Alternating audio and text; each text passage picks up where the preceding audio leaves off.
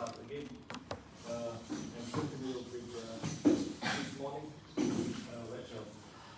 And so this morning we already discussed about different survey data sets, and now we look at briefly about survey designs, the difference between qualitative and quantitative question. Actually, we already discussed about that.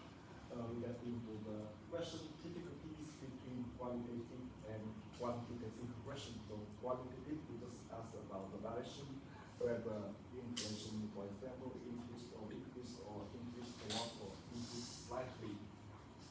Compared to the quantitative question, we ask specifically a number. What do you think about inflation rate in this one, for example? So the question difficulties is quite clear that the quantitative question is more difficult than quantitative question to answer, but the quantitative question is more meaningful and informative for us when we analyze the data.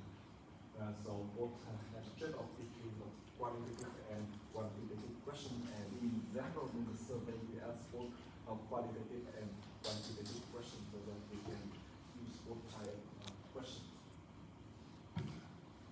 Yeah, and the question difficulties here also different between household firms compared to professional forecasters. So for professional forecasters, we can ask very good questions with technical terms, but for the firms and the households, because they are less knowledgeable about financial issues and economic topic, so that's why we need to think about the question design and the working when we ask for firms and households.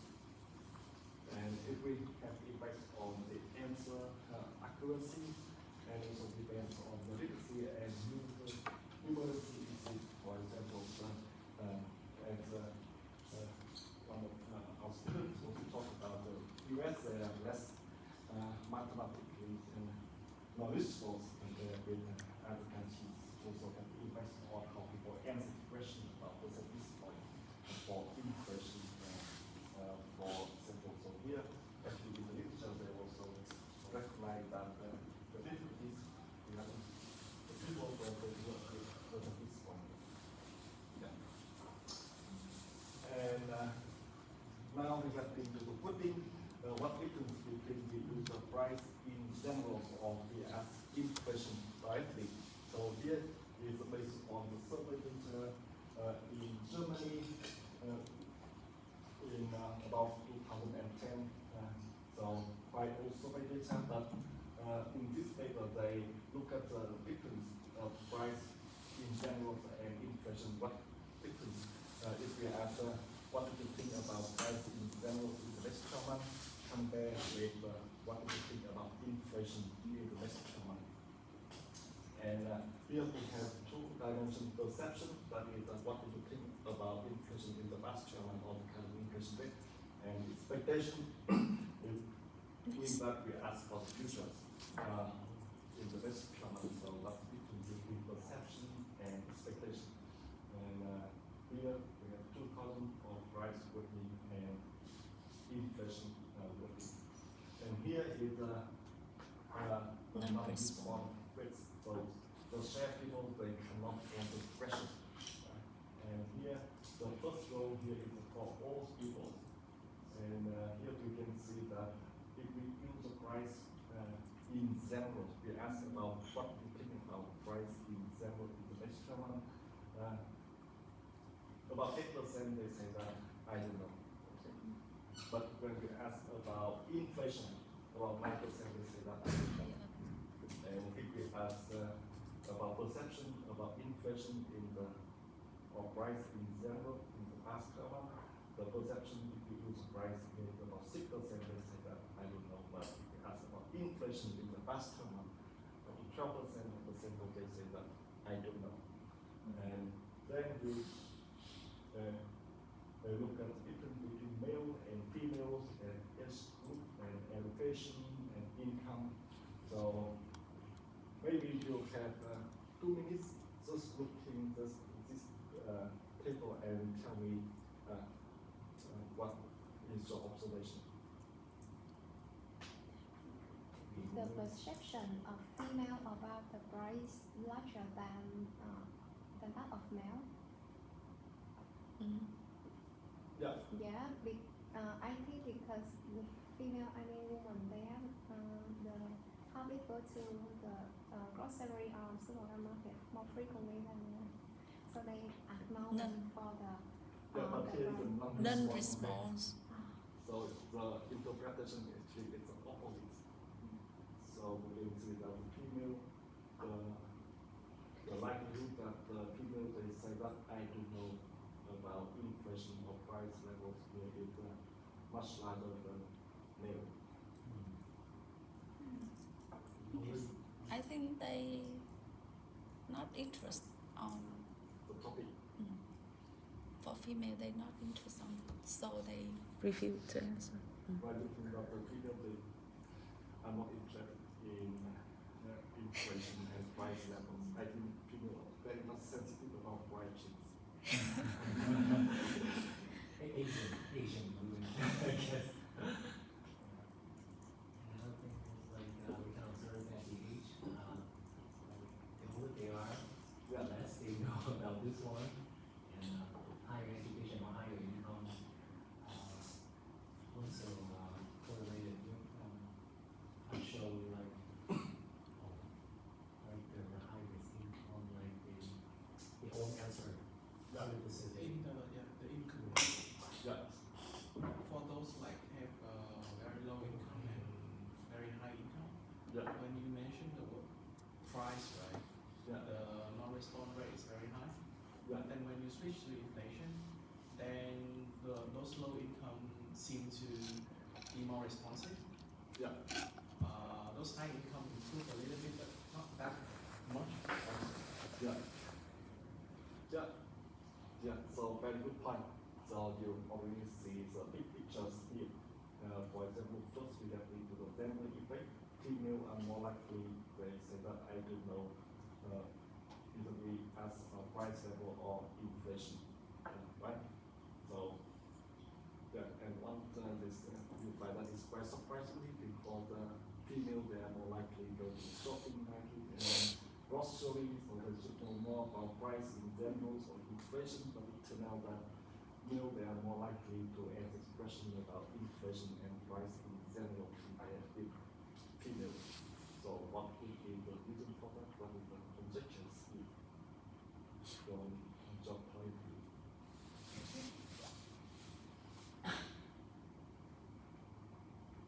Maybe I think maybe although male they doesn't frequent go to the grocery, but they have the diverse opportunity to approach to diverse products, diverse goods. Yeah, so maybe they acknowledge. I mean the different in the in the two separate period they acknowledge more than the female because they have. Yeah, like for example, gasoline price, for Yeah, example, yeah. right? So they apply more frequently compared with female, because that could be one of the reasons. And anything else? Just from your view. I think if for me, I have another priority task to do besides to do this survey. So just to do the survey. You just need this knowledge. so if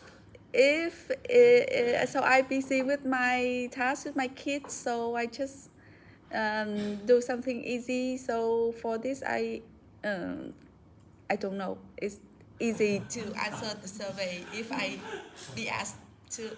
Yeah, I just I just think that.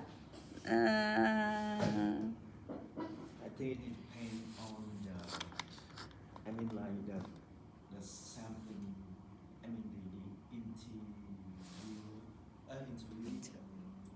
because maybe you interview the focus group like the experts, so maybe in the sample of the expert, they are majority of male than the female. No, this is a population survey. Okay. Yeah, for the household and general, so for population, it's not the survey from this survey. So that's why we can look at the male and female and also age, income, and education. I can think of two possible reasons, but I think I could just like contribute a bit to that, because I think the number is pretty like significant difference there. Yeah. So the first is that I think about psychology. I think now like when they are asked questions, they are not so hesitant to answer something that they don't really know about.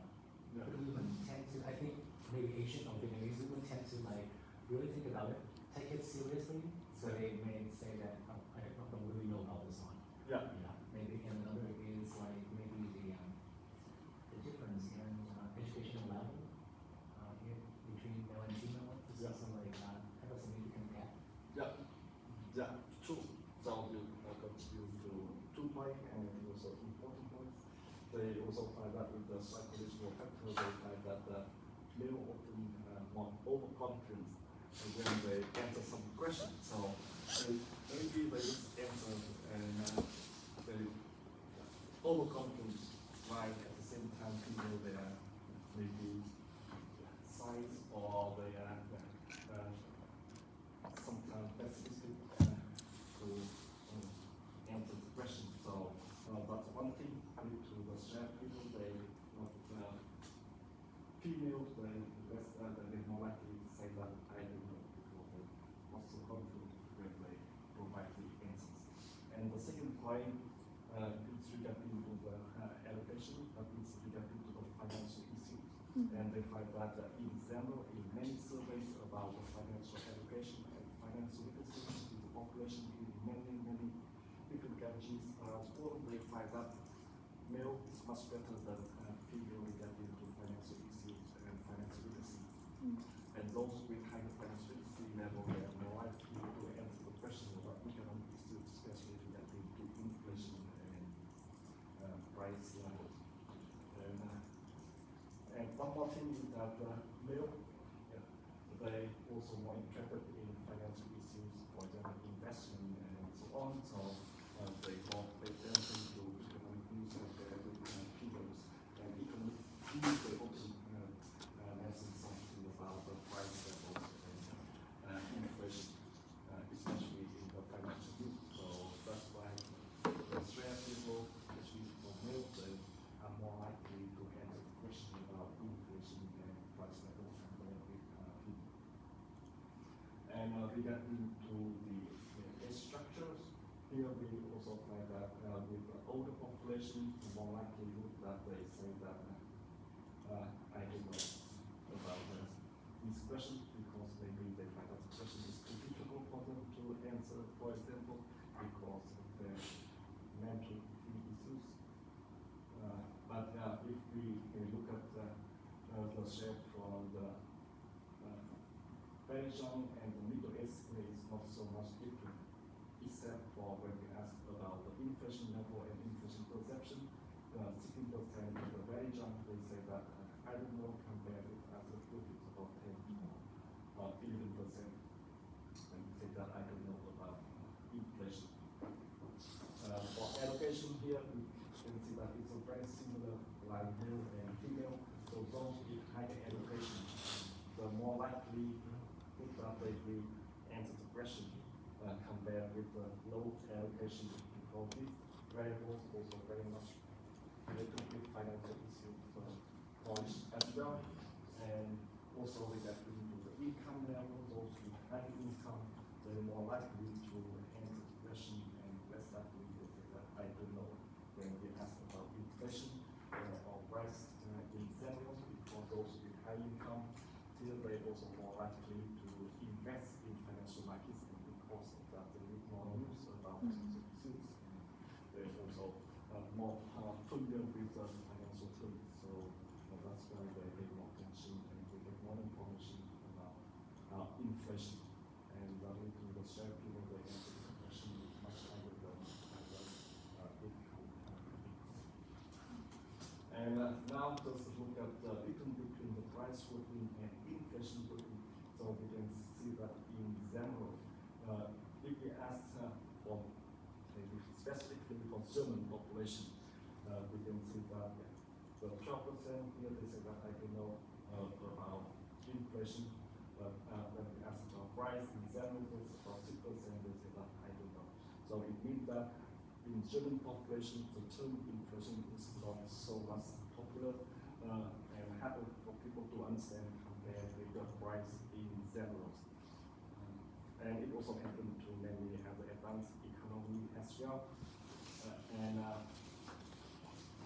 So in 2020, when I conducted survey in Thailand and Vietnam, especially for Vietnamese context, I also had questions about inflation expectation, and I asked people about what to think about the inflation in the next 12 months, and I had to make a decision between whether I use up inflation or price in general. So whether I ask flat directly or I ask Zaka, not from Zaka too, and or price in general. So in that topic, and I also consult with one professor in my bachelor program in the bachelor ANU.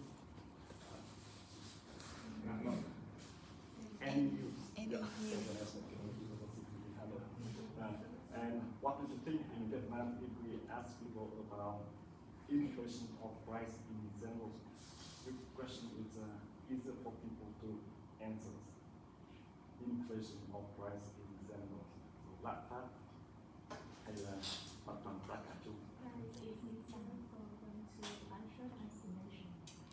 I think that is price in general is easier for people in Vietnam to answer. Yeah. And other people? I think so. Price. Price in general, mặt bằng giá cả chung. And how about the others? I think price do be because it is because if you ask mountainous people or rural people, they may not understand the concept of inflation. To understand inflation, one must be at least in high school or higher. So to reach the general public, including the illiteracy, I think that the price in general is better. For Vietnam? Yes. Yeah. So most of you think that the price in general is better to use for Vietnamese context. So because the aim here is that we want to achieve the highest answering rate as possible.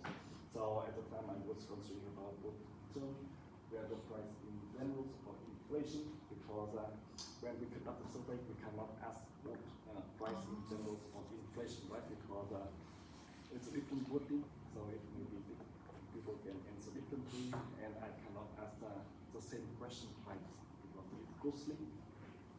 So I consulted with my professors, and he said that in Vietnam, lát phát is much easier for people to understand compared with the price in general, because if you ask what do you think about mặt bằng giá cả chung, or the last 12 months or the next 12 months, people have to think about what does it mean about the price in general. But in Vietnam, people they are very much familiar with the word inflation or lát phát because we experience with high inflation, and that's why everyone knows about the impact of inflation, and they care a lot about the price level change. So that's why in Vietnam it seems to be better to ask directly about inflation rather than using price in general. So maybe if we ask the price in general, for the question about qualitatively whether price in general increase or stay the same, it should be maybe find no difference between price in general or inflation.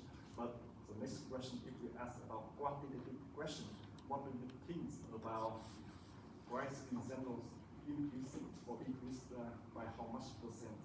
All next German or the last German, it's very difficult for people to answer because people are very more familiar and they know more about inflation compared with price in general.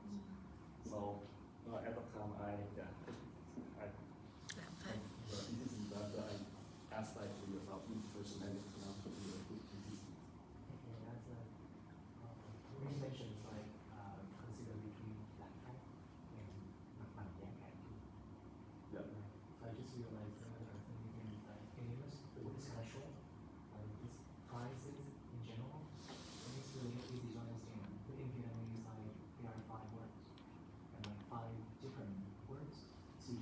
the same. Yeah. Something is new, like have like different effect on the way people understand it. That would be.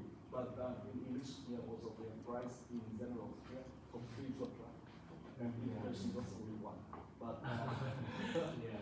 but actually, in the advanced economy, they find that inflation is less familiar with the population compared with the price in general.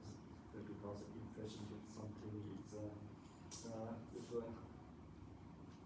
technical term for the advanced economy, or maybe over the past 50 years before the recent inflation, they experienced very low inflation rate, so people they maybe forgot the definition of what does it mean about inflation. So maybe it depends on different national context, so that we need to be careful about.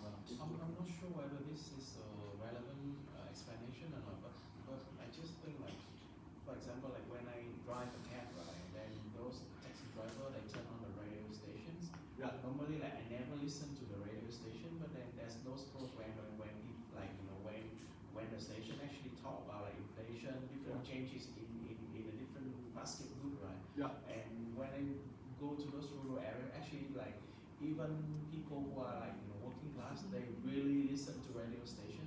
Yeah. So maybe in terms of like news related to like the economy or like political news, sometimes they actually know more than us. Yeah. Yeah, that could be as well. Yeah, because in radios they when they talk about inflation or price in general, so I'm not sure whether the media they cover more about inflation or the price in general. But you talk about the different income level, right? Or the working class, they are more. They also have some potential that they can listen to the radio more than with the high income, right? So that is the conjecture. And actually, we can test it as well. So with the survey data, because in the ECB survey of consumer expectation, we also have a question about did you heard any news or hear any news about the ECB over the past month, and it is in which channels, whether it's a radio and traditional newspapers or social media and different channels. But the point you mentioned about radio is important, and actually in some conference they also find that during the summer holidays, if we ask questions about inflation, for example, the people are more likely to answer, and they heard news about inflation more than in other seasons. Because the reason is that because during the summer holidays, the people they travel more, and when they travel with the car, they listen to the radio more compared with other seasons, and they heard news about inflation or economic news more than in other seasons, just because of their traveling. And when they drive the car, they listen to the radio news. And it's a good point. So point here we want to mention that is some difference between when we use a price in general and inflation, and we need to be maybe in different countries and different contexts. We need to be very careful and with what we spend. One more thing for this one is like I observed that compare the expectation and perceptions. They have different trends. Like in price working, the expectation will be the numbers one day should be higher. But in inflation, somehow it is smaller than the perception side. Yeah, so we can see, so good point. Now we compare the difference between perception and expectation, right? Yeah. So here, for example, the perception here, about 6% they say that I don't know, but expectation here is only 8%. So here's 12 and 9%, so it's the opposite direction, right? Yeah. But it's not Very so much. consistent. Along the road. Yeah, that's right. The general perception was shared by people. Yeah, but if we answer yeah, so in general, if you ask about perception, the the share people they say that I don't know is less than when we ask about expectation, because when we talk about expectation, the people need to think more about that, and the music less often cover about topic about the price in the future. They just talk about the price, the current price level, or price compared to the past term. So yeah, the question about perception in general is easier for people to answer than the question about expectation.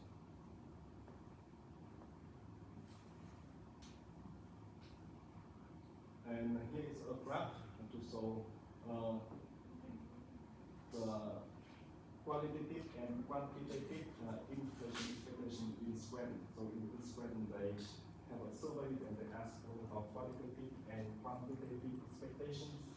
And here is accurate data for each point in time from 1996 until 2010 or 2012. And from line here is for qualitative inflation expectation, and the user balance statistic, and we show you how to transform the qualitative inflation expectation become next slide.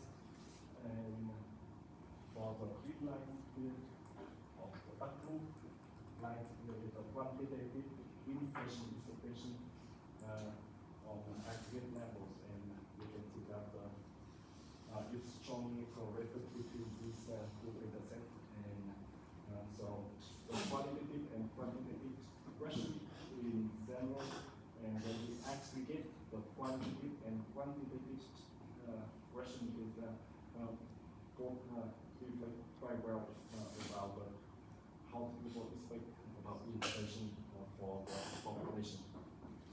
But let me tell you how they can transform the qualitative measurement to the aggregate index methods from increase a lot to decrease a lot. Yeah, so they use the balance statistic. So B here is the balance statistic, and S1, S2, F4, F5 here. So with the share of the answers in the categories price a lot, price moderately or slightly. Yeah, they actually they have 5 different categories. But it's a price a lot, price moderately, price slightly, stay about the same, and 4. Okay, so here also 5 different categories. And S1 is a share people they say that it's price a lot, and S2 is a price moderately, S3 is a price slightly, and S4 about the same. X5 is 4. And then B with the accurate data from this one, they put the width for 0.5, 50% for S2, and minus 50% for S4, and 1 for S5. That's 4. So based on this formula, they can calculate the index of the aggregate answers for qualitative expectations, so that they can calculate the different index for how the people form expectations. So at only one point of time, it doesn't make any sense, but when we have panel data with a long-term series, we can see how the share of people they answer, whether it's rise a lot or rise moderately, it will have impacts on the aggregate data, and we can see, for example, if the share of S1 will increase, it means that more people they say that price will increase a lot. It means that this data will going up like this one. And we find that for quantitative question, it also increases like this one. So it was strongly positive correlation between these two kinds of sharing data. And the way Sorry, just curious, is there any particular thing happen like in roughly around 2008? Seems like the correlation is a bit strange. there are some macroeconomic issues in this period, I think, that 2008, it seemed like the qualitative seemed like indicate that the inflation expectation is going down, whereas the quantitative is like suggestion is to be like going sideways, going up. Is there any particular reason for that? For this one, Yeah. no, Financial actually, I think, crisis. yeah, I'm not sure. But yeah, because when we look at the average data, so it cannot 1% match. But it was when we look at for the whole series, we can say that it was positive for it. But we cannot say that only one point time. But maybe some specific event happened during this time. But I don't know.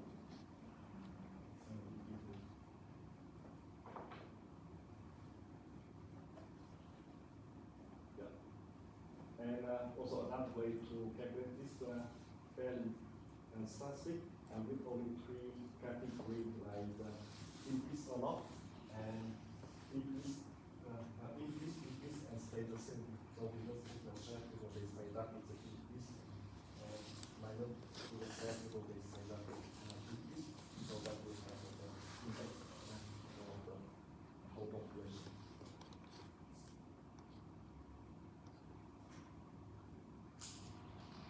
Yeah. So the next question is that because we use a lot of qualitative question about expectation, so how we can quantify the magnitude of the effect. So in this case, we have several ways to do so by convert the answer into some dummy variables, and then we can use profit or losses or to deep regression. That is one strategy. Or we also can use a order regression. This 3 different category or 5 different category, but it's increasing or decreasing. So that we can use the order profit or order losing regression, so that we can interpret the likelihood of people they choose the answer at the highest category or lowest category.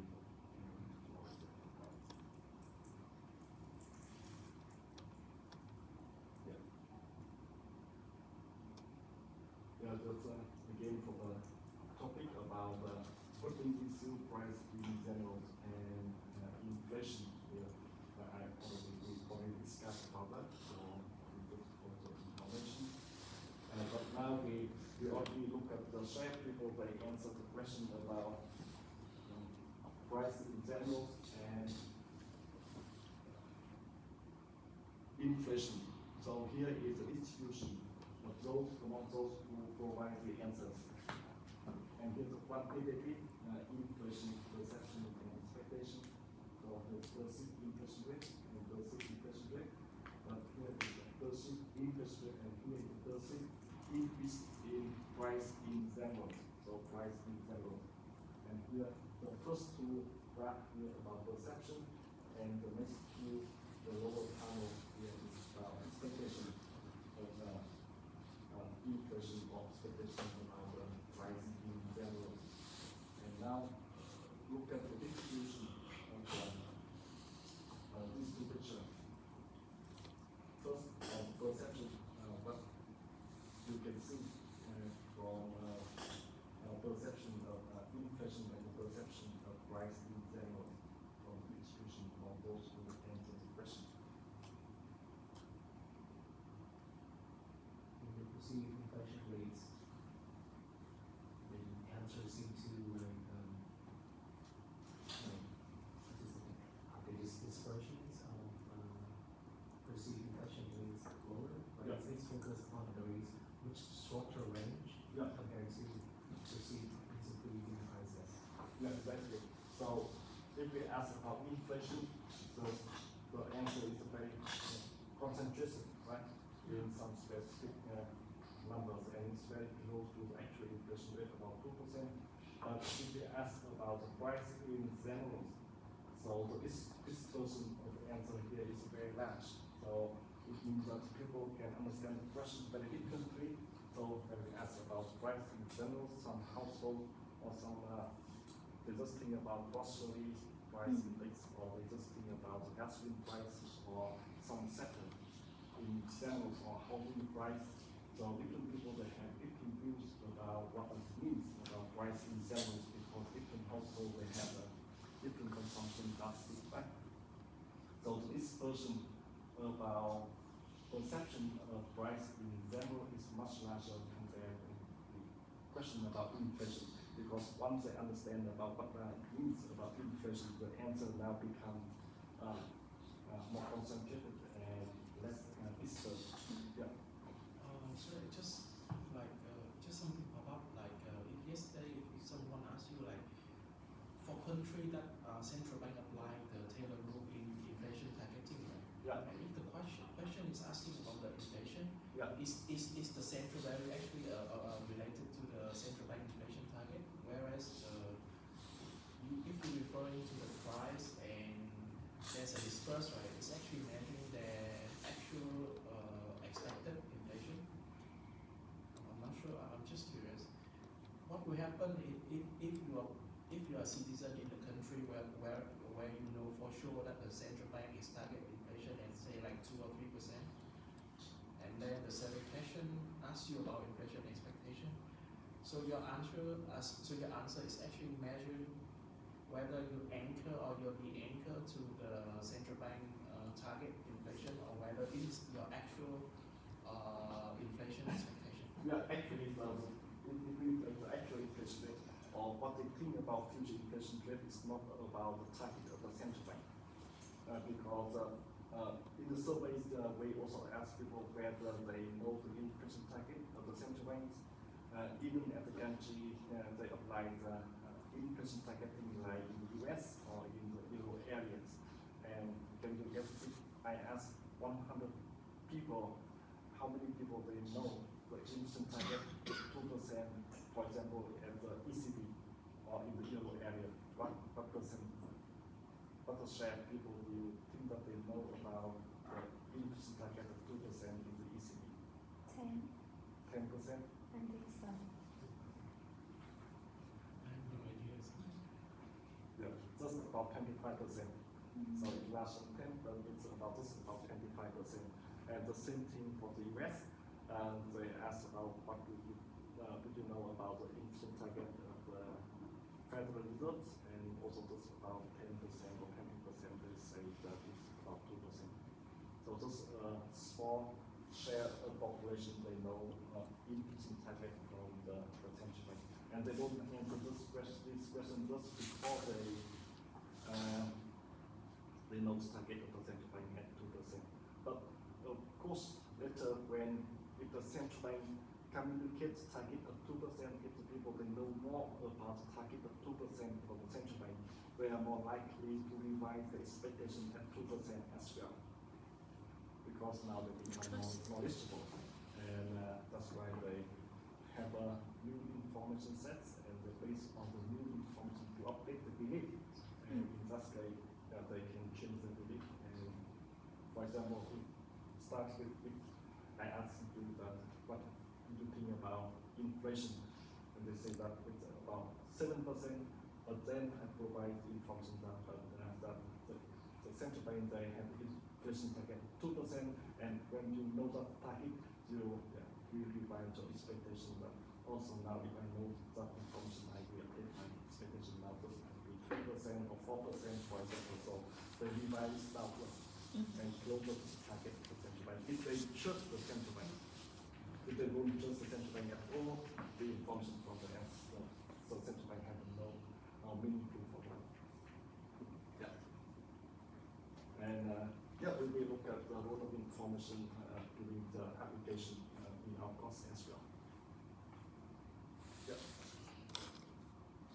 Yeah, so when we ask about price in general, we find that the answer is more disparate and different people. And mainly just because different people, they have a different understanding about what that would mean for price in general, because it's too broad dimension. And the news, when they in the media news, when they talk something about inflation or price in general, they just talk about the number, right? The headline inflation rate. So that's why the people want to know more about headline inflation and the question better. And the same thing for expectation. If you have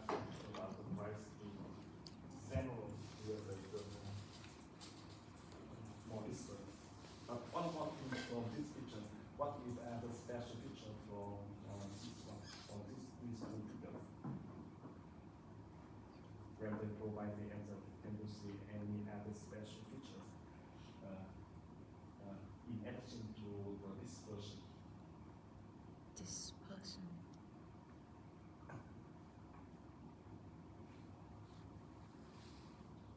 Yeah, this one is Outlier. more dispersed compared to this one, but if you just look at this one, what is the special feature from this or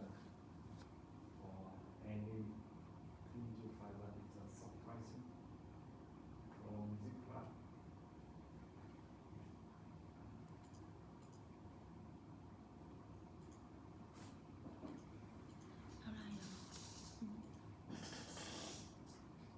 Just give you maybe a hint. For example, during last time, during this time of production surveys, the inflation rate in Germany was about 2.3%. Just for example, that's the answer by this one.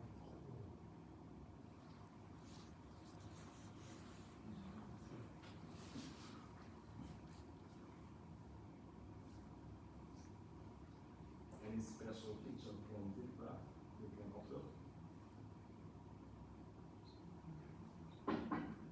Because like they remember the interviewees remember the price of some kind of things they want. So this will be make like a big gap. For example, like if I think of new price, maybe the high percentage gaps. Yeah. Yeah, that also on point. Because it is in perceived increases like what you observe the prices Yeah, for the past yeah. 12 months. Or in the future. Yeah, so it doesn't reflect the truth because like the truth is only 2.3%, like you said, but some is like very high, Yeah, like 5, 10, 15, even 20s. yeah. And actually there's a very little amount of people who expect it to be lower, who perceive it to be lower than zero. Yeah, sure, yeah, because the price in general is not fixed. So the positive is correct, but you mentioned one point, it's a very important, that is often at 5%, 10%, 15%, and 20. So it's focal point of 5. So it's an interval of 5 because when you ask what to think about price, in general, even that prices, the inflation was about 2.3%, but people will answer about 5%, 10%, 15% because in the people memory or they often round number, right? So it's about 5%, 10%, or 15%. So this also important factors. And unfortunately, so here we look at the point forecast and this the share people will find out to say that 5% is much larger than 4.9, right? Or 6% or 5.1%. And if it's about 4.9 or 2.1 or 5.1, they will answer that about 5%. So that's why the share of 5, 10, or 15 or 20 is much larger than the round numbers. This one. That's important too. And unimportant here. Here we just add about point forecast, but we ask if we ask unimportant regarding to how confident you are when you provide this forecast from 1 to 10, for example. So 10 is a very confident with your answer, and 1 is no confident at all, right? So what do you think the confidence level of people? They say that inflation, if they answer that 5% and the other they answer at 4.8%, who are more confident with their answer?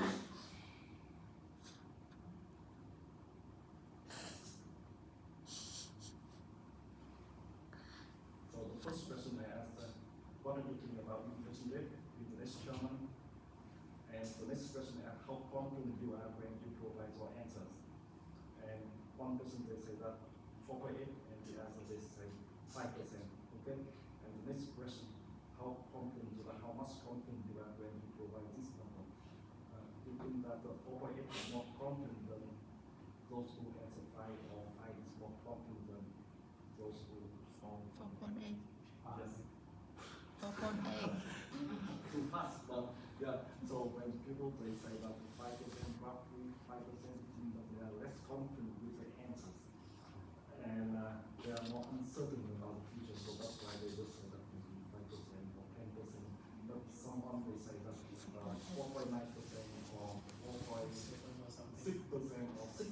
is still very much different, and they are more confident with their answers because maybe they based more on their experience and they more carefully when they answer question. And actually, in the literatures, they also find out those who answer with focal point of 5 like this one, they are less confident about their answers compared to others. Yeah, so that this is also important point, and we also can test it better with each other. Yeah. And that's also another reason why I asked you to present 18 minutes, not 20 minutes. Because 18 is very precise, very confident, better than me.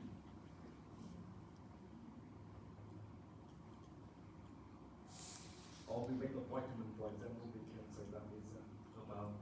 So we start class is 8:58, not 9 o'clock. Yeah, or 3, or 9 o'clock on this. For example, very precise, very. Yes.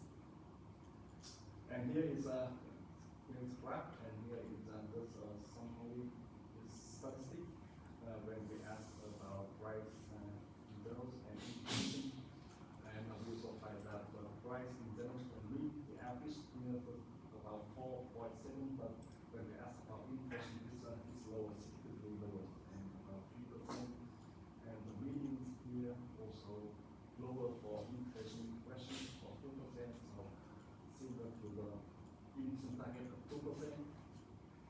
But we also look at standard deviation and IQ and different outliers here to look at the dispersion of in the population, and we also find that the price question here is compared with the question about inflation, and the results here consistent across all the demographic and income.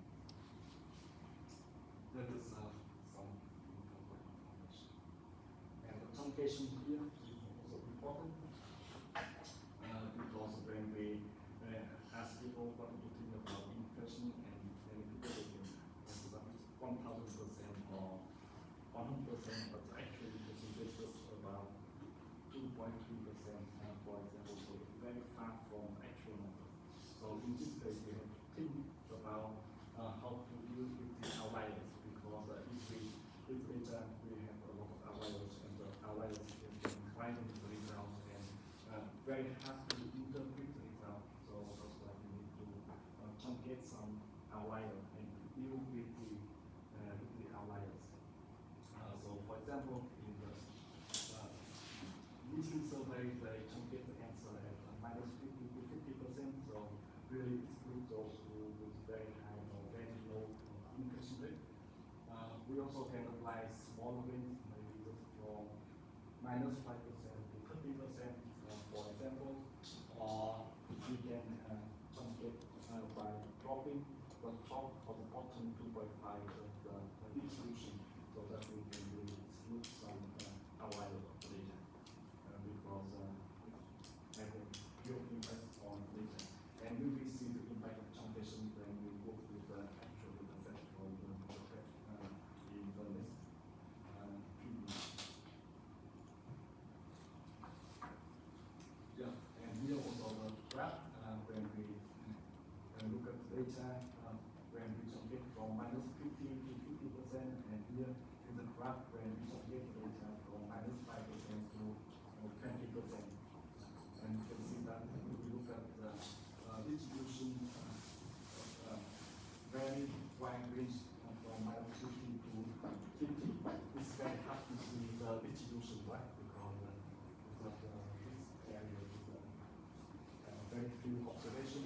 But when we look at distribution from the smaller range from -5% to 10%, the picture will become more meaningful and difficult to interpret. And we will see factors in our actual example. Okay, so I think now we are ready to look at the actual data set from the use of text, and we will see the power of the data and the interaction of the data set. exercise. So now job task is that you need to download all the data to your own folder for all data set and the folder, everything in one folder with two files from Stata as well, so that you can go through the coding and you analyze it. So those prepare download all the data in one folder. And so this morning I just update the two files a bit. Because recently I just downloaded a new data set from the new job set. So the old code I used last time in some code doesn't work anymore. I just update the two files.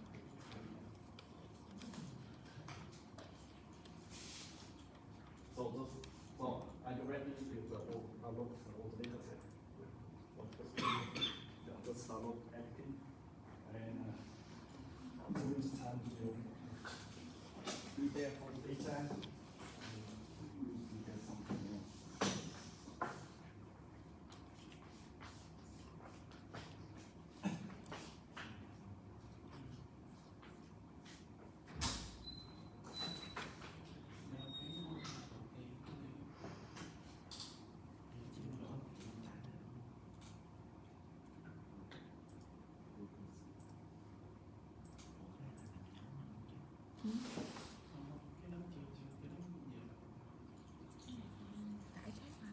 Yeah, so here is our data set, the survey approach expectation from the new job tab. So just click to this link and then we have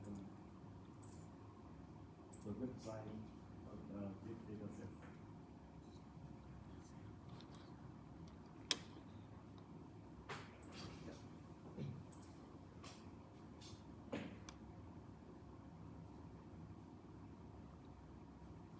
And I also tell you how to download the data directly from this data set, this website as well. I do like in the minutes.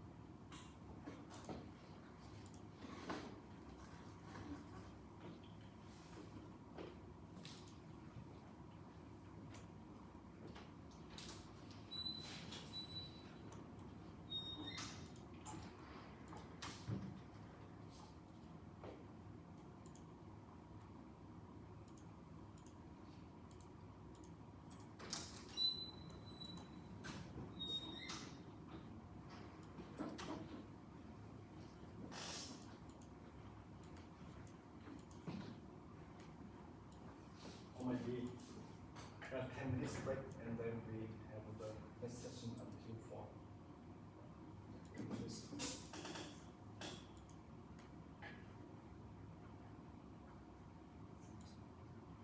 But in the meantime, if you're interested, you can go to the website and read a little bit about this website, about the introduction for the survey of consumer expectation.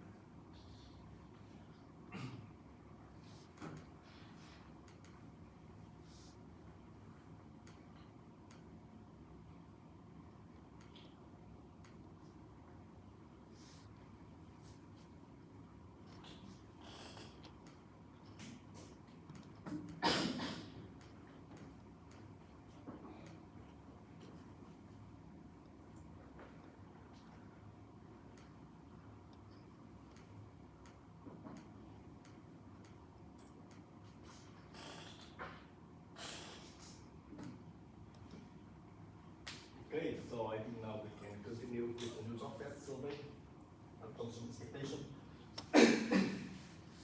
And here's a website that we can find all the data sets from the job fair survey of consumer expectation, and it directly from this website, and we just click to this one, and then we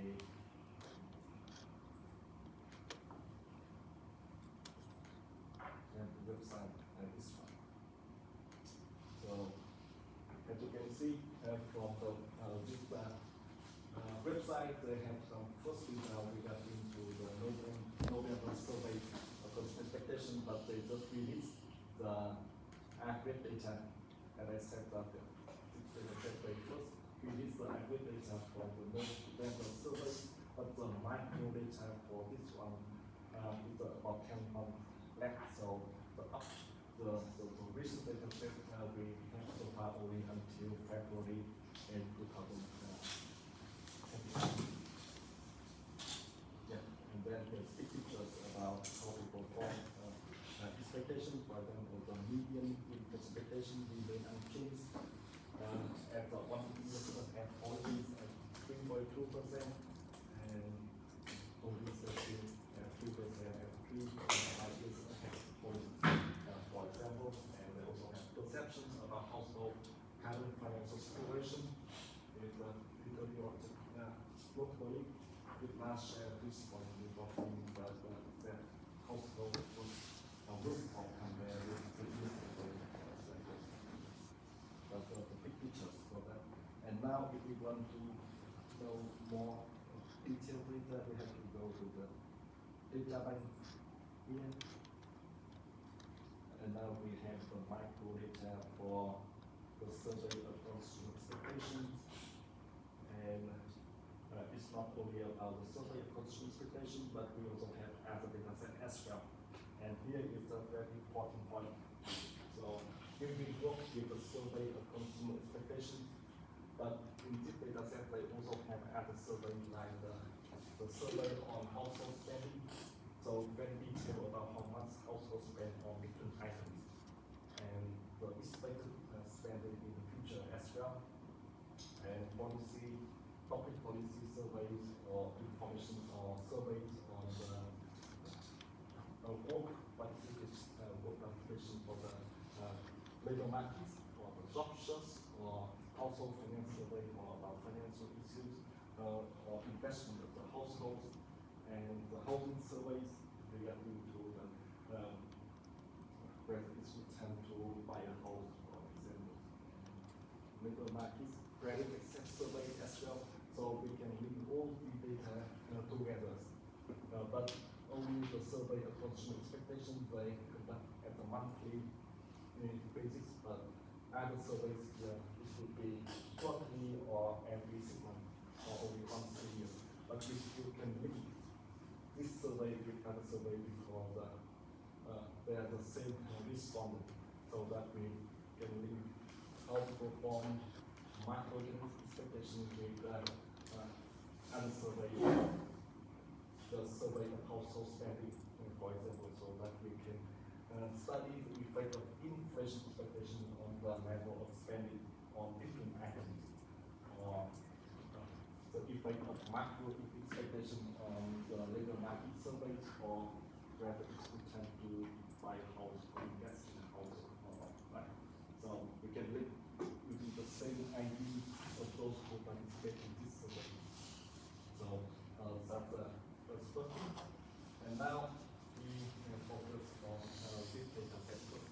But first, if we find that we can link our data set with other surveys on our topic. So now, here if we go into detail of survey consumer expectation, we can see that first we have the questionnaires and the latest micro data and the complete micro data set from 2013 until 2016 and 17 to 19 and from 20 to February 2025. Okay, and they separate in 3 data sets to reduce the size of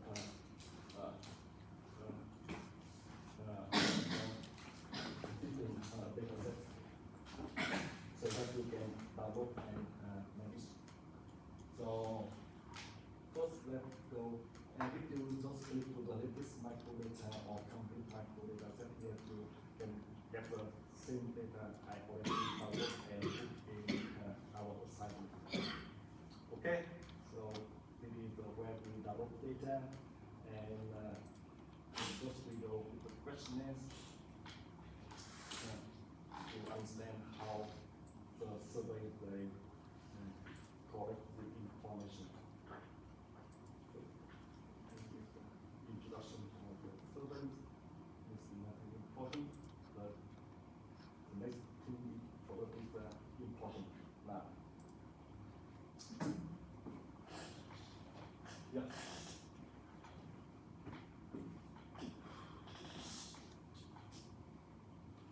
Yeah, so for the introduction of the survey, here they have one sentence to talk about the purpose of the survey. That is, we want people to know about the current economic well-being and the outlook for the future. So that is the purpose of the survey. We need to tell everyone about why we want to conduct these surveys, and this one sentence for that. And we also need to talk about how long it takes if they participate in the survey, and it should be just from 15 to 20 minutes because the people they need to know about the length of the survey before they decide whether they want to participate or not, and whether they have time available to do so. And here is the incentive for them. And you will receive 20 euros for completing the survey, so that the people they have motivation to conduct the survey and to participate in the survey. So 20 euros here for one survey, to think that it's a lot or it's just small.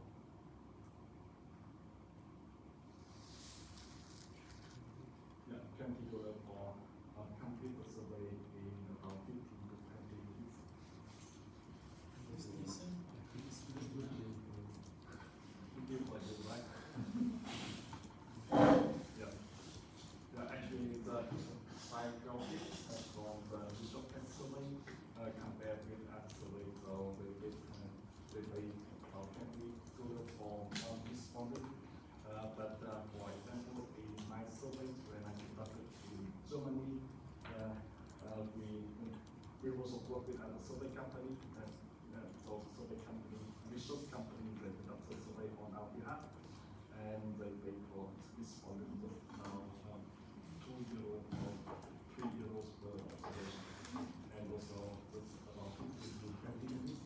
So just like the result that they pay is quite large incentive. So the point is that it's an institution, because the result bank is an institution and like a rich institution as well. So they really need to pay more, and that's why they can motivate people, and people can provide the answers with some answers to improve the quality of the survey. So yeah, if the funding is available, people will have a good idea to incentive for people so that they can answer the survey better. Especially when the survey is difficult and hard to answer. Yeah. And then the next question here, the next sentence here, most of the questions in this survey have no right or wrong answers, and we are interested in your views and opinions. This is, as I said in the morning, and it's very important sentence. And why people, if they say that they right or wrong answer in this one, it means that the people will try to look at some information or ask people to when they fill the questionnaire, right? Or they will Google the information, or they look the information from the outside when they fill the questionnaire, and it's very bad thing for us, right? Because at the time we cannot observe how people behavior or how people think. And this also important as well, especially when we make presentation to the audience, because some people actually it's a real situation, and I intend to make like typical question when we present English reading survey data that someone we as audience we ask what about if I use a mobile phone and I look at the information about what the kind of inflation rate or expected inflation, and then I fill that numbers. For example, so the impact of looking for the answer information. So how I can reply to such question?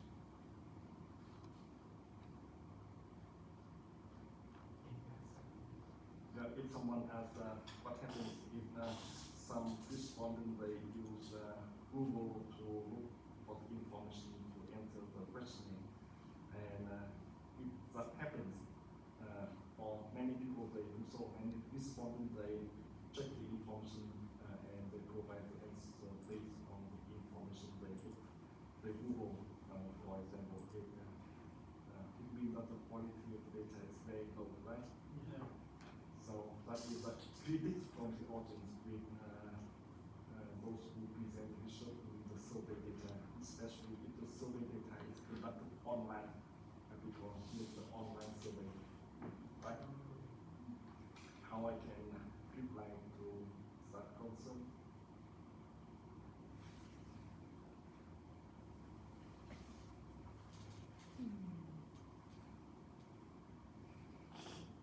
I think of several ways. First is that we inform them, we begging for them not to Google or ChatGPT the things. No. We have no information about that. Uh-huh. There's all the information we have.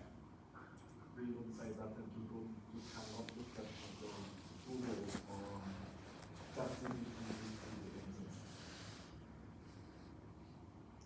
Here's all the information we provide.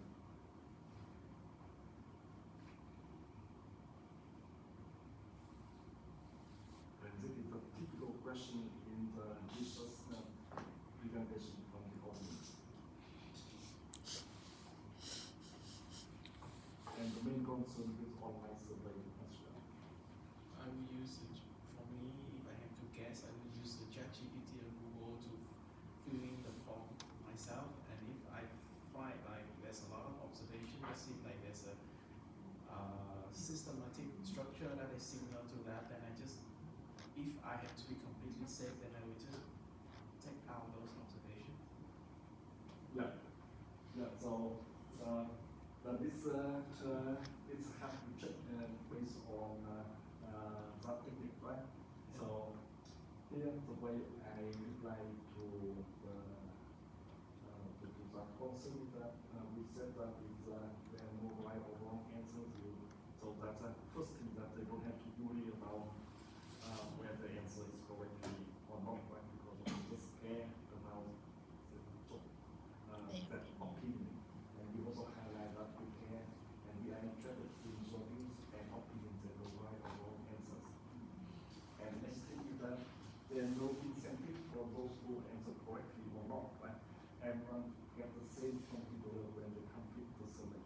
So if they look at Google's or they have to make some special efforts, it's costly for them, right? They have to spend more time to look at some information and they fill the form.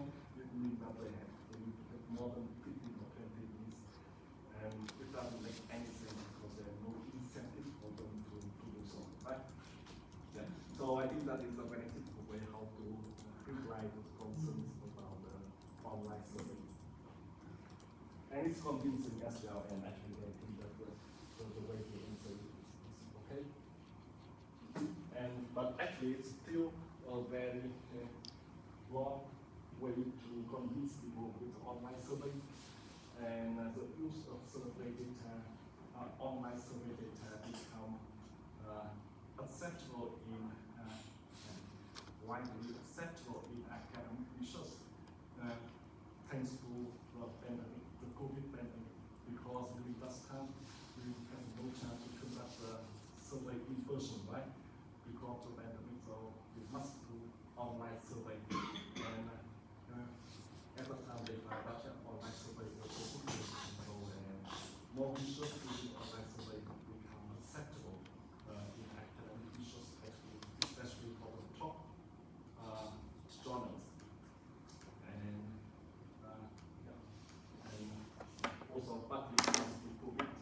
COVID inspecting, many dimensions, but at the same time, we also support for the online survey and the people who become accept.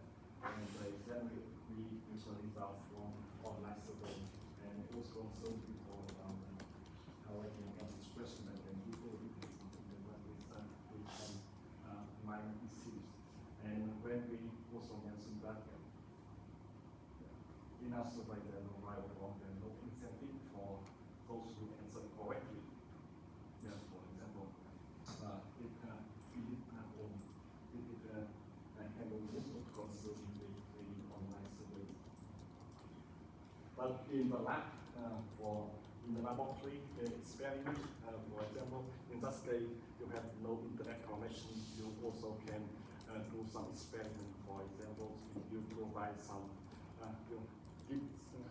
if in the survey you said that if you answer your forecast correctly, for example, and then you gain some money or have an incentive, for example, in that setup, we can study the effect of incentive on monetary incentive and the quality of the answer. But for online survey here in general, especially for the survey on the population, it's possible to do so. It's very hard to do so. Okay, so that's a good point we need to think about. And then we also talk about for this form, confidential, and if you regarding to the don't know option, here is the one introduction that if you go to the website, feel free to put it into the next button. Anything like about the technical things that we can present people from? I just think about like, they can't possibly do that. Yeah. But like, for example, if we use the same laptop to use another tab or use another browser to do this, we can do better for doing that.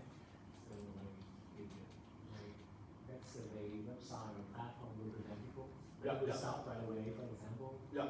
Actually, in the survey company now, they also develop some technique that it's impossible or it makes it very hard to copy and paste the answer from a website. And yeah, they also have some technique to check whether you use some machine learning or robot to answer to the question.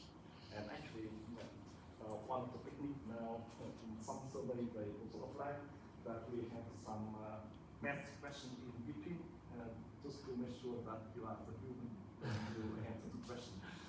Like when you go to many websites, they have to check with graphics, for example, to make sure that you are human, not robot.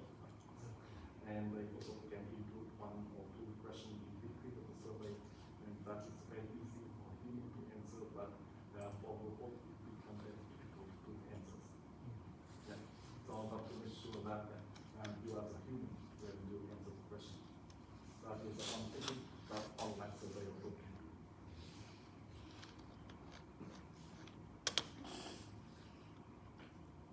Okay, so and then we have questionnaires here. Like the first question in the survey, that is a very simple question, like do you think you and any family living with you are financially better or worse off physically than you were 12 months ago? And the answer here is a qualitative, right? It's not quantitative, but just qualitative, whether much worse off or much better off, and for 1.5. But I think we can continue with this questionnaire, but now it's time for you to work with startup. And now you already download all the Excel file and the new file. So you can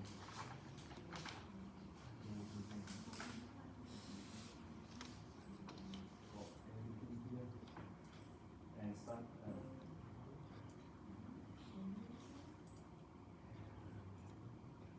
Uploading.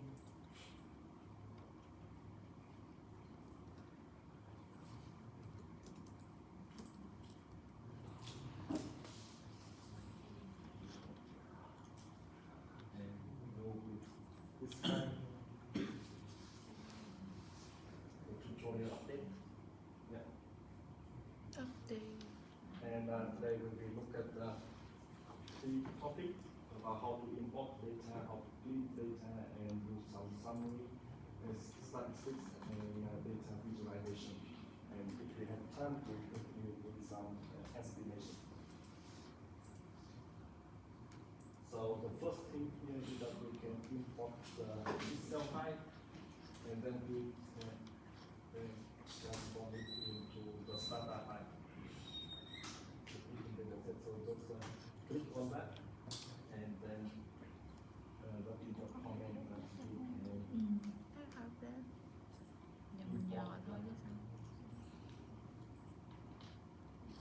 so the data.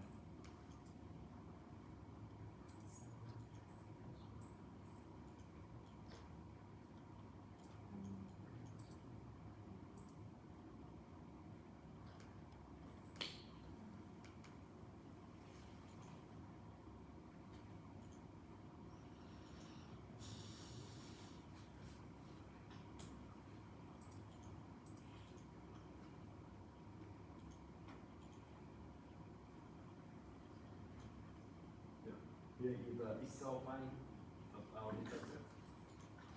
And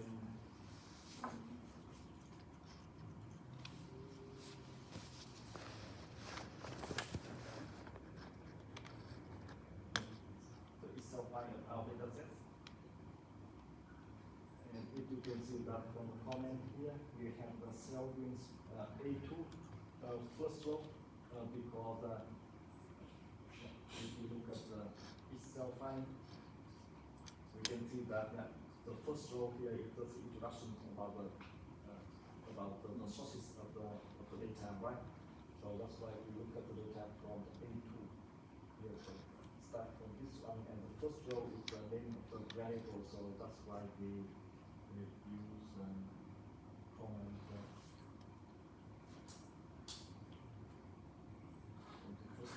And then we save the results here at the stata format. It works for everyone. Yes. Yeah. And the same thing for the next data set from 17 to 19, and then from 13 to 16, and then we have 3 different stata data sets here, and then we can merge all these 3 data sets into only one data set by using the rm command here. And then we can save it in the final data set.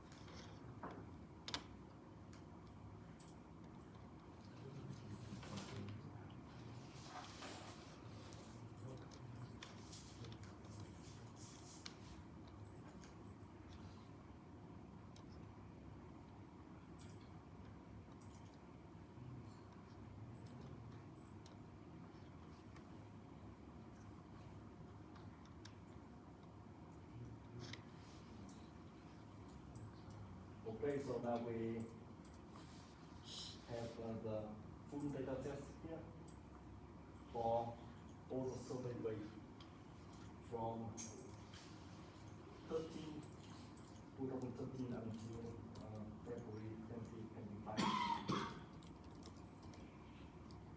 And then in this survey, they have a variable to know the exact date of the survey. That is the survey date. So here is the date of the survey, but it's not about the year, and the last 2 digits is just about the month of the survey. So for example, here is from 2020, and for the first month it's January. And the next variable is user ID and the channel the tenure here with about how many times you already participate in the survey. So, for example, the first participant here is this is the 12 times they participated in the survey. Okay, so tenure is reflect how many times you already in the panel. And in this survey, it's a maximum 12 times. So here also the last time that this respondent can participate in the survey. Okay, and for this one, the 17 here is the 10 times they participate in the survey. Okay, so the 10 will reflect how many times you already in the panel. And later we will check our question this morning, link, right? Yeah, about the impact of tenure, how many times you participated in the survey on the quality of your answers. Okay, the difference between the first time and the second time and third time you participated in the survey. Yeah, and the weight here is if we want to estimate for the whole population, to be a representative sample of the population, we can use a sample weight here to make the sample to become representative for the survey. And the question Q1 here is the Q1 here is the name of the first variable in our data in the question. Question 1. So with the question 1 here, that will be talking about financial situation in the past travel, whether it's much worse off or much better off, and from 1 to 5, right? With 5 different category. And the first one here, the answer with number 4, it means that it will be somewhat better off for the first participant. And yeah.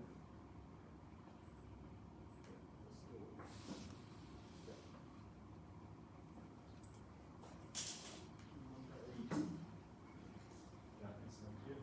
And then the same thing for Q2, with number 3.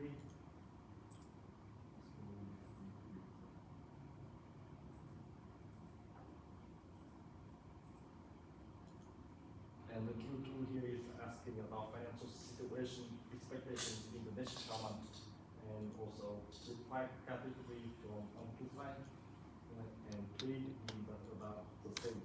So that is we observe from the first participant that they say that number 3. So the answer that my financial situation in the next 12 months, I expect that it's about the same. So it's the kind of situation.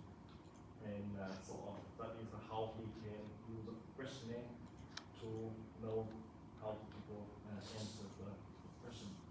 So it's very important that we have to read the questionnaire carefully to know how they put the variables.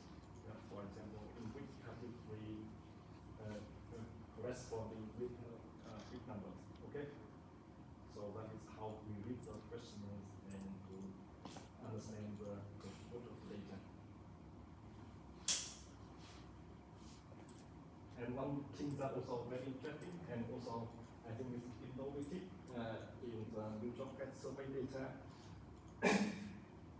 They also have some because they ask a lot about the percentage chance, and they also have some definitions about what does it mean about percent chance. And in the real life, we just say that it's almost no chance, or not much chance, or very even chance, or something like that, right? Without mentioning about the numbers. But almost no chance, it means that it's the likelihood of happening such event is about 2 and 5%.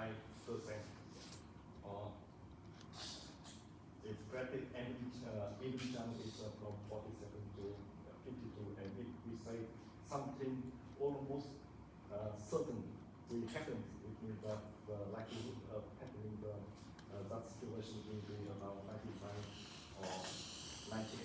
This is how we can interpret the percent chance into the in the working. Okay, that is how we put the expression there. And now this will be the blue file. We transform on variables here about the generous, the new variable about the date and double date month in monthly, and we use NOFP command to transform this data set into the monthly data, because each month they conduct a survey of monthly data, and the survey date here, the new job fair survey, they provide the exact date when the participant they participated in the survey. Yeah, I will show you here with Excel file and the date and yeah. So the survey date here, you can see from the Excel file is the exact date of the participant they participated in the survey, and they conducted the survey on, for example, here is on the 21st of January 2020. Okay, so this is a very important information, and also special features of the new job fair survey. And this data is available to anyone compared with other survey data like ECB survey of expectation. They do not show the exact date of the survey, but they just say that it's in January only without exact date. But if you know exact date of the survey, it's also important, right? Because now we know more detailed information when the participants they answer the survey, right? So with the new job fair survey, we can study some events happening.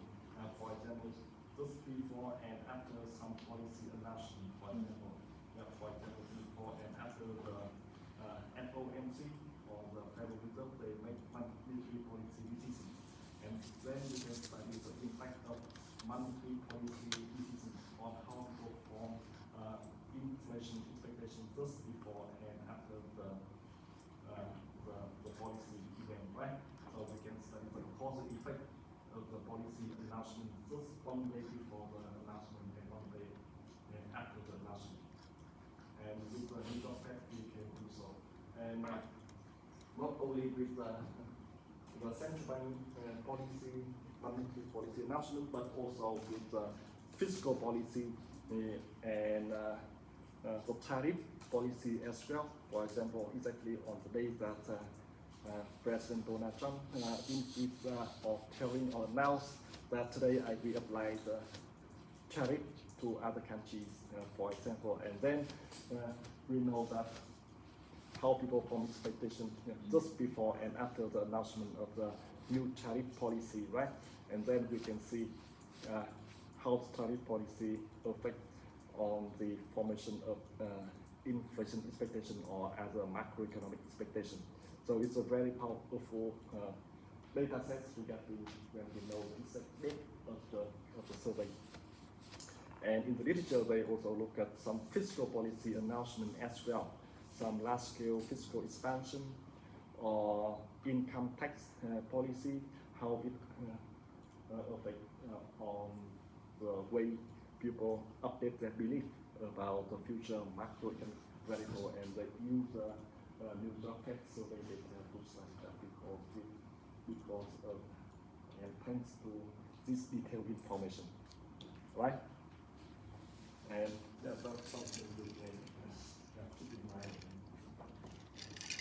The special feature of the data set compared with other survey data that without the exact date of the announcement or exact date of the participant in the survey. Because they just talk to say that in January or February only, so we cannot study the event impact. Okay, so but for the convenience, when we study in this date, we can transform this variable from the date and the month and the year, just in terms of month and here for when we want to make a graph over time, you can use the modify here. And then we can format the date and variable into the month and year. This is the format data here, and then we can order the different variables in the survey, and this for us to make it easier to look at the data. Now for example, we can open the data set like this one. So we can see that the date or the survey weights here is the first one, for the first one in 2013, right? And it started in June, so it's 06, and the survey date here on the 4th of June 2013. So when we transform this variable in terms of years and months, it was 2013 and month 6. So it's easier for us when we interpret the data. And the user ID here, that's the name of the identification of the participants. And the channel here is how many times they already surveyed, and the weight for the sample population. Okay, so everyone here already? Yeah. Everyone with me for this data set? Yeah, very good.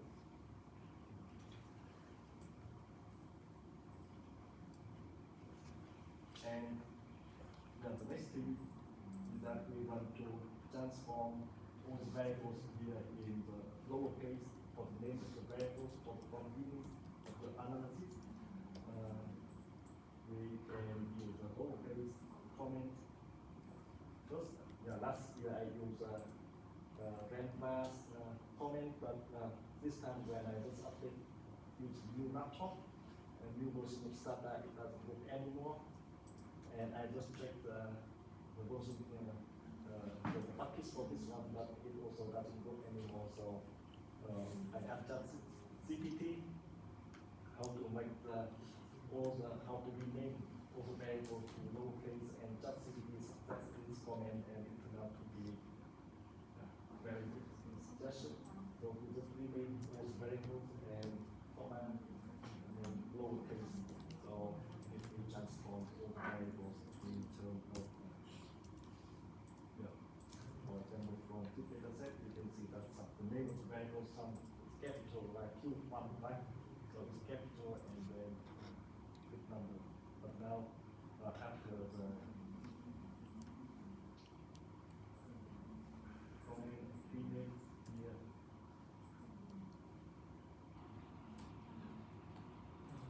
now we can see that the variables now become lowercase, but not for everyone. For all the variables, because in some variable like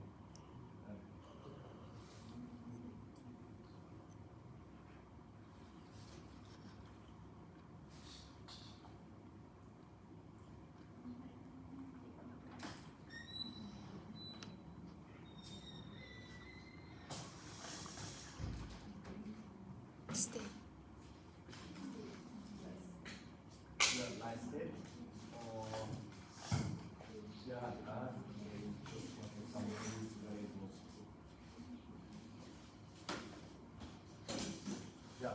Some variables that start with the underscore here, the comment doesn't work because in Stata they have some special feature with some variables start with underscore. So in this case, if we want to transform all these variables into lowercase, we need to use another comment for this one. First, display all variables that start with the underscore, and here we can see that it's including state. Each category individuals, regions, and community goals, community zone and education levels, and also income category. So, and yeah, so this day, so the new job category just recently updated and for the state and the community zones. So last year when I worked with this data set, they had no information about this one, but now they have more detailed information. So this is new to me as well, but it's very good to know that we know exactly the location of the respondent. They provide the information because we can see the different region how people form expectation differently. Yeah. And state available and the community zone is even more detailed. So like when we know for state, but now we know about at the local levels as well. So we have more detailed information, and this is new for the region for the region process. So it's good to work with this data every once a year to know how people and how the institution they update the data.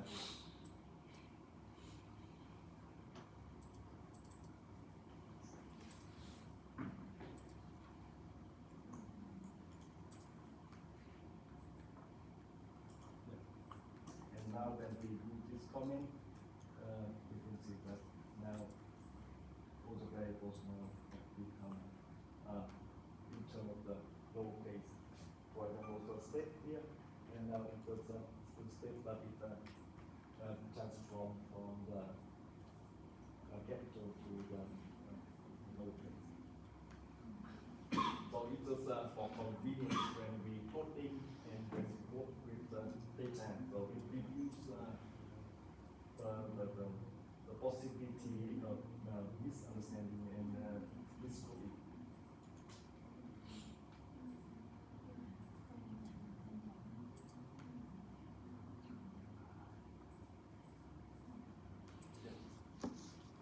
Okay, and the next thing was comment to rename the variable from user ID, but because we use the ID quite frequent, so we just want to use the user ID to ID, so that is the structure and more convenient.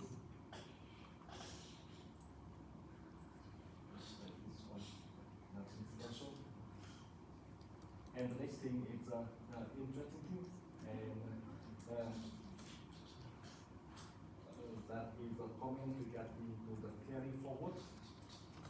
So there's some question in the job fair. They just ask only one time for the first time participants, like sender or base or income or senders and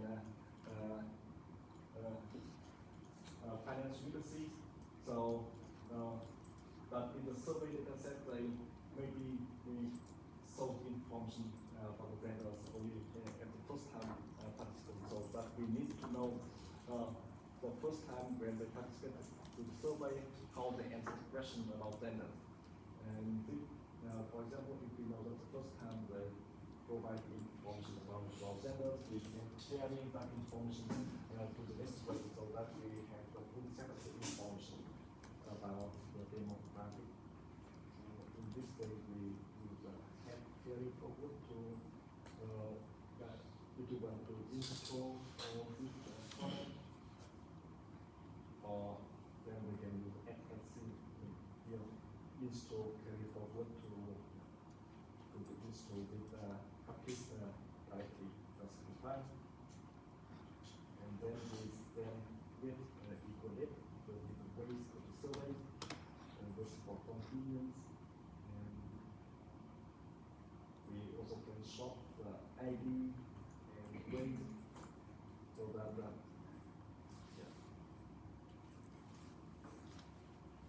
and we send us to the senders and senders one panel one day the first time they participated in the survey, and Q 33 that is a question asking about for senders. So now if we look at the question is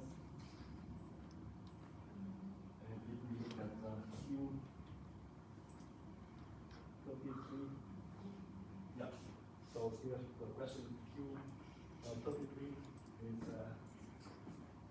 what is your genders. Female, of course, is 1 and male is 2. Okay?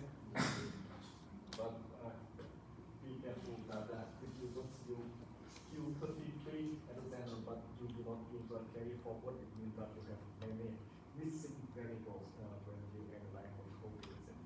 So you have to do this one first. Carry forward the genders.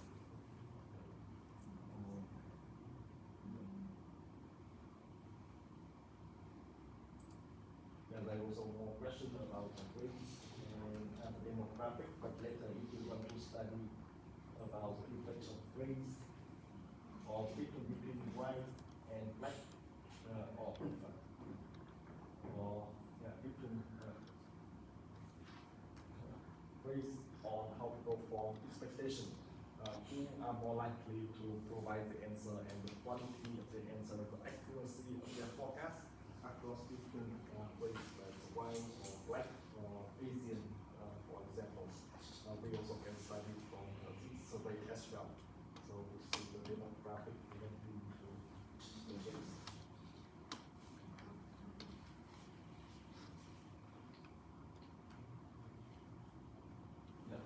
And then also more detail about education here, but in the survey they already have some information about education, but just in 3 categories.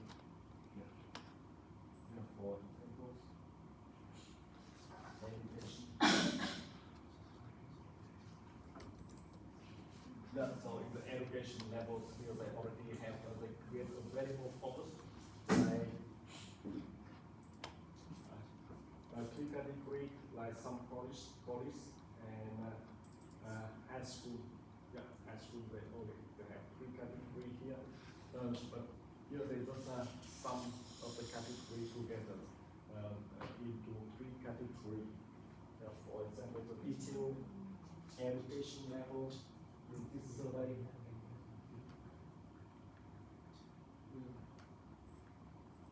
Like from the question 36, you can see that more detail about high school or high school with less than high school with diploma, some college, and junior college with bachelor, or either one of graduate level for master and PhD. So, but they group some of the category here into 3 categories: high school for the first 2 things, and then some college degree, and this one, and then with bachelor degree and higher than bachelor degree. But if you want to look at in detail education, you can go to question 36.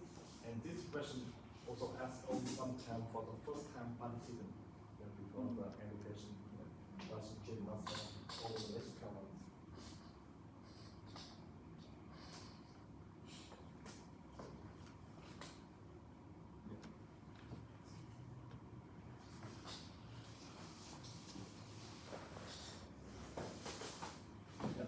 And also question 32, for example, about what is your current age.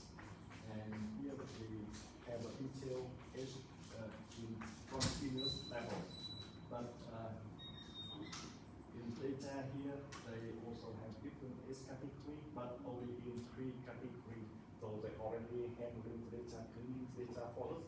We also can use this in 3 categories: under 40 years old and from 40 to 60 and over 60 years old. But if we want to look at very detailed, the difference between 25 and 30, for example, we have to go with the detailed questionnaires. That one is this one, the question 32. And this is also important as well, depends on the research question. Because why the age question here is important, because we want to see the lifetime experience.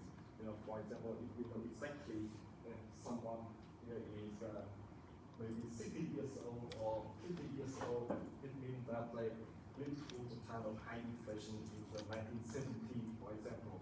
And if they lived through the time of high inflation in means that they are more likely to have a higher perception about carbon inflation compared with those who only live through the kind of low inflation maybe from 2000 until 2025, for example.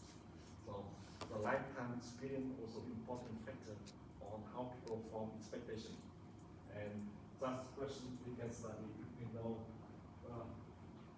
the year they was born, when they live through kind of high inflation or not, or whether they live through kind of economic growth is a high or low, recession or economic booming. We can use the survey data to see, and we also find that those who live through the time of, for example, stock market increase or booming, the more likelihood that the people they invest in stock market, for example. So it's a topic of Professor Hariharan. But it's a potential for us to use the survey data here to answer such kind of question. So the detailed information about the age is important, but for convenience with the researcher, they will separate it into three categories. But if we use the carry forward comment, we can create not only the genders but also age, detailed information about education or race as well. Okay, so that we can study the effect of demographics on the information of inflation expectation.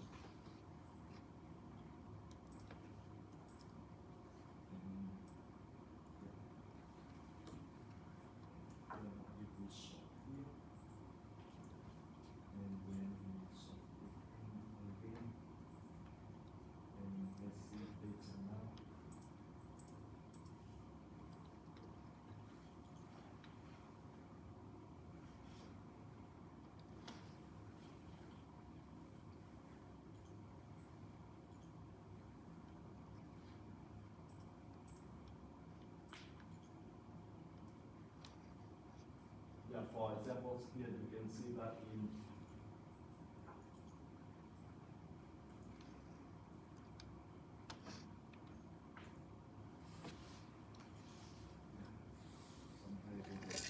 a question about the gender.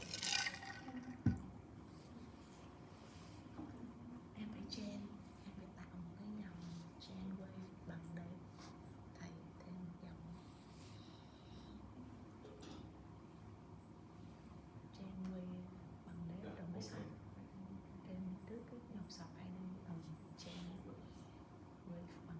And then we can generate a binary variable for male and female.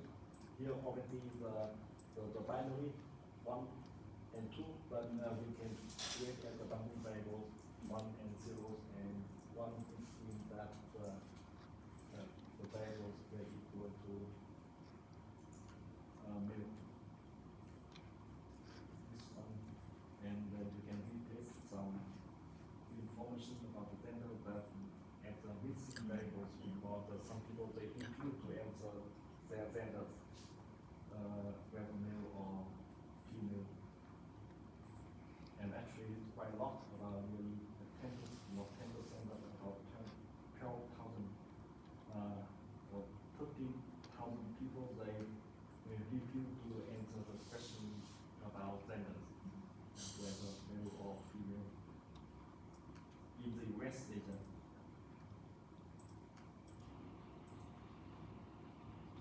Yep.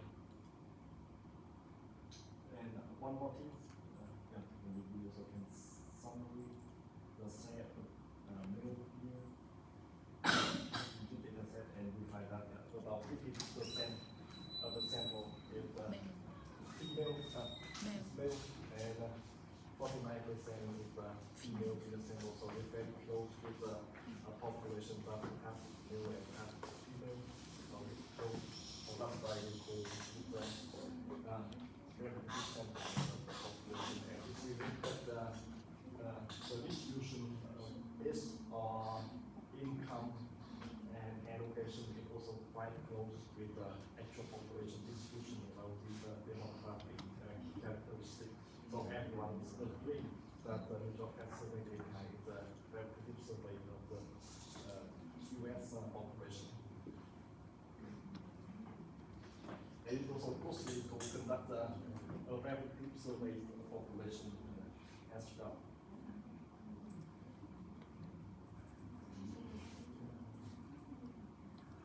And then we can convert some strict variables to numeric variables, here like using the encode command. Here we got the we look at the annotation for examples here. There are some variables here is string format like Polish, some Polish, it sounds, for example, it's a string variable, so that we have to transform it into duplicate or category variables. We can use the encode. And then we can tap the annotation or annotation just to see the share of the population. So the share population here, we can see that for the Polish degree is about 56% of the population is this Polish degree. Hash would about 11% and some Polish 51%.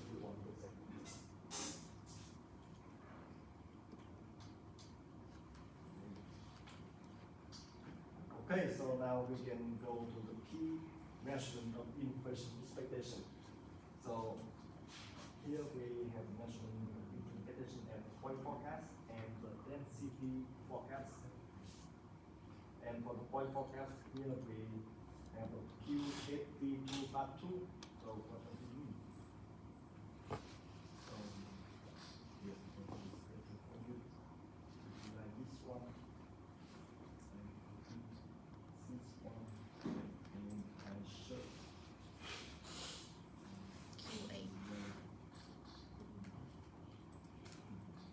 Yeah. So this is the definition of the variable, right? So what do you expect the rate of inflation for inflation to be over the next 12 months, and which your best guess? So again, they also talk about the guess, right? So it's not about the answer, but again, it's just about the guess. So the guess means that it can be wrong. Anything. And so here, so in this morning, we look at the Michigan survey and they asked about price in general, right? And the New York Fed here, they asked directly about inflation. So here also the difference between the New York Fed and the Michigan survey. And the Fed, they people with inflation, and actually they also conduct quite a lot of experiment to see what would be the optimal to ask inflation of price in general, and they find that using inflation directly is better to measure household expectation and perception about price level. So they go and they use the inflation question of wording, and before asking about quantitative, they also ask qualitative, but only in whether it's inflation or deflation. So, and deflation here we also have a note that is the opposite of inflation.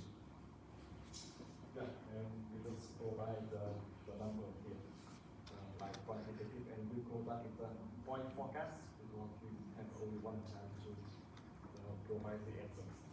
So we cannot see any uncertainty from this answer, right? Because it's just about one number. So that is the first one. For point forecast for 1 year ahead. So that's why I note here the 1 year, that is 1 year ahead. And the next one is the question here for 3 years ahead. And what is the working for 3 years ahead?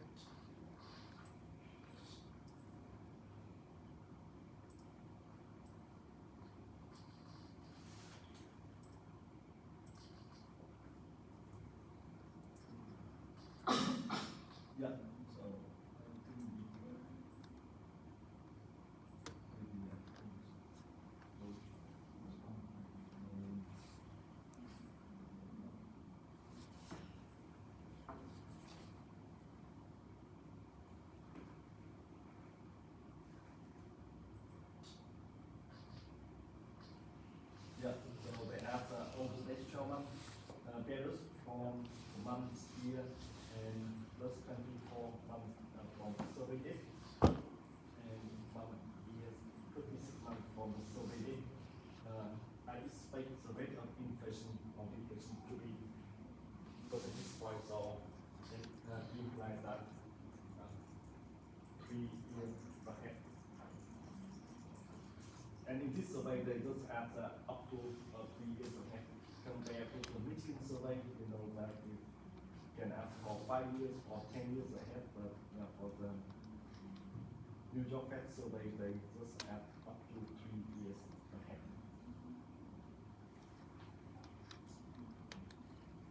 Okay, so we have 1 year ahead and 3 years ahead. And next one is the NCP forecast. It's a very interesting question. So now we have voice forecast, and now we have the NCP forecast. And here we have probability 1 year ahead and 3 years ahead, and we have Q9 here. So what is Q9?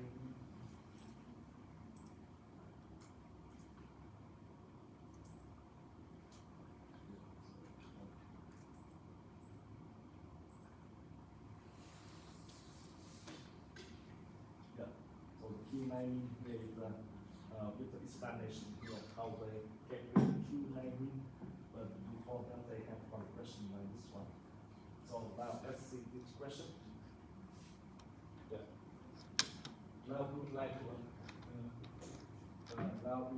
think about the different things that may happen to inflation over the next 12 months, and we realize that this question may take a little more effort because the question is more challenging. So that's why they have to encourage you to answer this question fairly.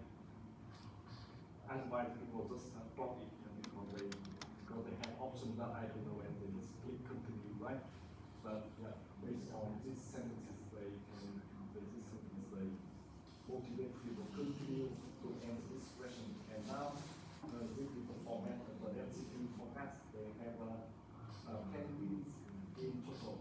And the first win here, the rate of inflation will be 12% or higher, and we have 2% chance. And so for other wins as well, and total percent chance here will be 100, right? And then based on this question, we can measure the NCP forecast. Yeah. So this one they have in total 9 different categories.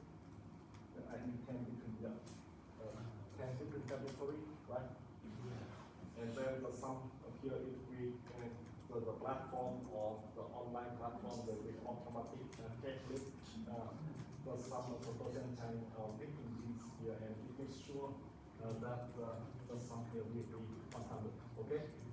So to make sure that people they answer correctly, and that the sum of the percentage will be 100. And based on this question, we can calculate the weighted average and also standard deviation to measure the uncertainty, right? So because now we are interested not only at the price forecast, but we are interested in how certain or uncertain they are when they provide the answer. But how would you think about this question? If you have to answer this question, do you think that is easy to answer? No, this is my first time and I get real confused. Yeah. It's like it looks like a very long questions, and then there's two part, inflation and deflation, and then different mean.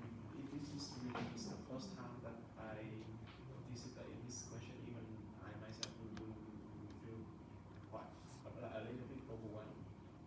Yeah, true. Me as well. But actually, the New York Fed they also conduct some experiments in different questionnaires to measure inflation expectation, and they find that this one is still one of the best. I don't know why, but they come up with this question, and it become one of standard question in many other surveys. Now, for example, in the Bundesbank survey or in the ECB survey, the approaching expectation, they also use the same format of this question to measure the NCP forecast of inflation expectation. But once I conduct my own surveys, I also use this question, and I find that the quality of answering this question in my survey is quite low. So, I don't know why my survey the quality is lower compared with New York Fed survey. But maybe the New York Fed survey they provide much higher incentive compared with my survey because they pay $20. And the ECB they also I think is well good for the participants. But if we just conduct a survey by ourselves and incentive just about €2, for example, the people may do not find enough incentive for them to provide the answer, so they answer this question. Sorry, Professor, when you mentioned the quality is quite bad, in what term exactly? Like they never add up to 100 or? No. The 1% is automatically calculated by the platform already. So make sure that everyone is the sum is 1%, but the share of people they say that I don't know to this question is larger. That's the first thing. But the more problematic with this question is that many people they just put 1% in one pin, or they just answer with 2 pin and they put 50% for this one and 50% for the second one, for example. So to some extent, we still can calculate the standard deviation, but it's not so meaningful, right? And typically the people just even that we have 10 pins, but even that we have 10 pins, but people just maybe select maximum 3 pins or 4 pins, for example, when they provide the answers, and many people they just do 50%, 50%, or 25%, 75%, or something like that. And this is something we can check with the data as well. And especially for the ECB survey data, we can see that many people they put 100% for one category. I think if I check with the ECB survey data, it's about 1/3, in the 30% of people they just choose 100% for one team. So it means that there are no uncertainty with the answers. Yeah, but maybe just one mathematical question for you. If you now assume that people can answer this question correctly, how you can calculate the weighted average of these answers to have the weighted inflation expectation? We find the average of this one. For example, for basic trial, so we will calculate it like 10%. Yeah, And then we multiply with the yeah, exactly. Yeah, exactly.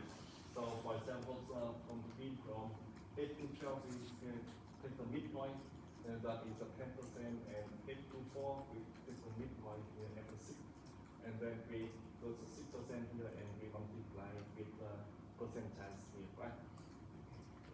So the first bit, Yes. That's the question for me. The question for me is that for the first one here, if the rate of inflation will be higher than 12%, and so which number would we use? Rate of inflation. it will depend Yeah, on for the- this mean, we can choose the midpoint at 8 and 12, but with 10, right? It's easy from B number 2 until B9. We can choose a midpoint of the interval. But for the first one and the last one, that is more than 12% and below minus 12%. What number we should use? 12 or? I think we can rely on the truncate range. For example, like we can count 100%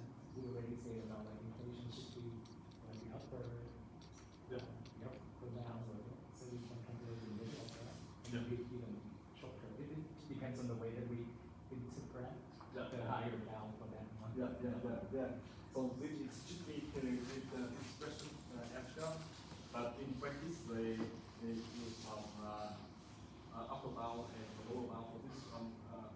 Typically, there are some options like they use upper bound of 36%, so from 12% to up to 36%, for example, and then this one is this one. Or some people they just do that interval here from 8% to 12%, and then the next one here from 12% to equal to 12% to 16%, for example, and then the midpoint here will be 14% at the upper bound, and the lower bound here is minus 14%. So typically, the people will play around with some, maybe they use from 12% to 16% in the main analysis, and they do one more probability checks. They change the upper bound here, from 12% to 36%, for example, to see how the result change, where there is a driving main result or not, just to see the impact of the upper bound and the lower bound. Okay, so it's some way we can view this data. But yes, looking with this survey data here is that the user can already calculate the totals about the mean and the medians and some percentile distribution. So they have some formula to make the mean distribution here in terms of the density forecast, and then they calculate follows the Q-mean, so that is the average inflation rate based on this density forecast question, and they also have 25% this and 75th percentiles of the distribution for this one, and you can calculate the interquartile range of this answer as a measurement of the uncertainty or the standard deviation as well. So here they already have Q9 and QR, but interquartile range to make the uncertainty of this question. And here. So they already handling the data for us, so we don't have to worry at the moment.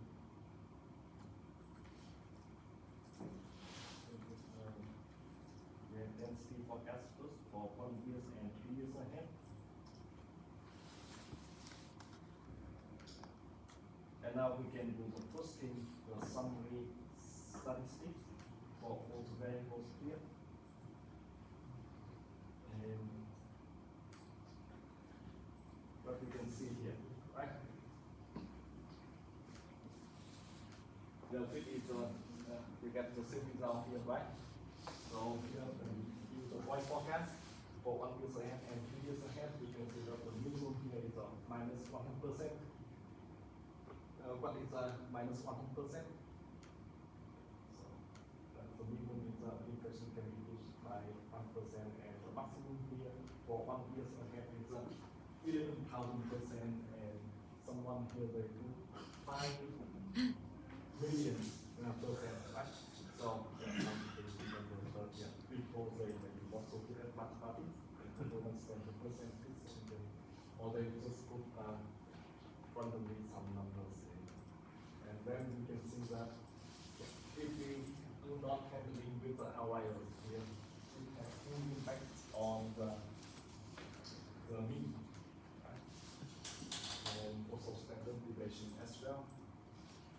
But the next two questions here we do is the question and the density forecast.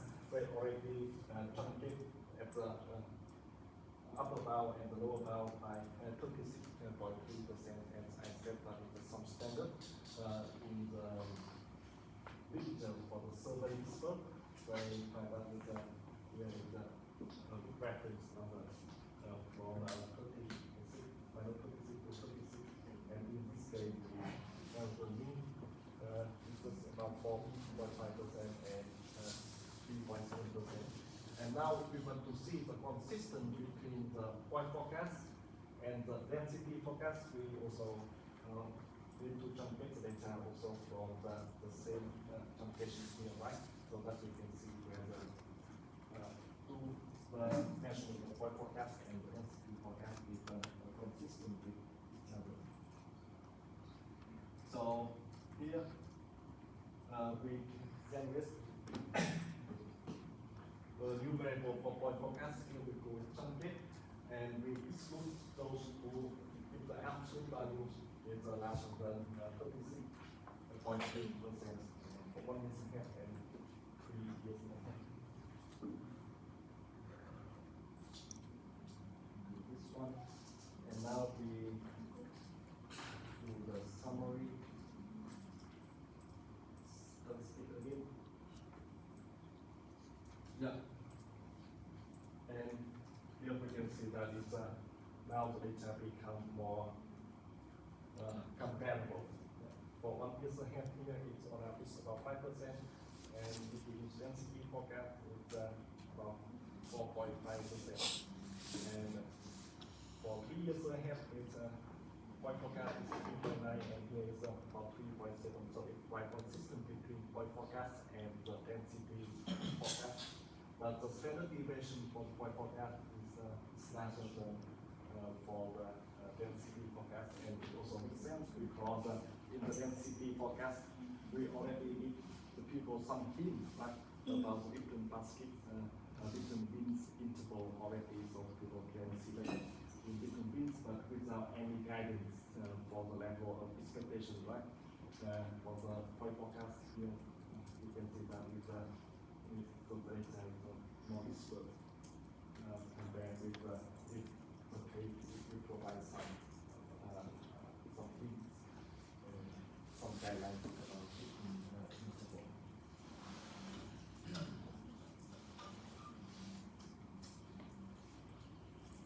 Yeah, and I said that to deal with the outliers, we also can exclude the top 2% or bottom 2% of inflation expectation distribution, right? So in this case, we can have this comment that we can generate what is top 2% and bottom 2% of the distribution.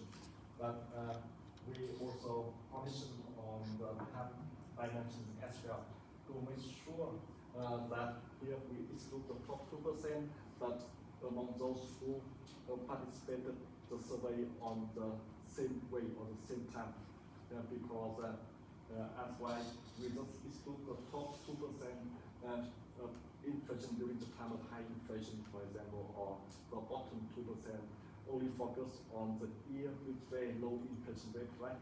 And that is not our purpose. We want to exclude the top 2% at any given time when we conduct the survey. Yeah, so that's why we also have to condition by the survey weights here in the time dimension to make sure that in the January of 2020, for example, we exclude all the top 2% and the bottom 2% of the distribution for those who participated in the survey on the same month of the year, right? January 2020, right? So we don't want to exclude only those with the recent high inflation rates, low inflation rates, right? And if we work with the ECB survey of consumer expectation, for example, we also can exclude the top 2% and bottom 2%, but not only on the time dimension, but also at the country's level as well, because as why we just focus, we exclude only inflation, high inflation in some country with high inflation level, right? So at the country's level in ECB survey, we include not only by the net end, but also at the countries as well, to make sure that we exclude the top 2% of German population, and also in January 2020, for example.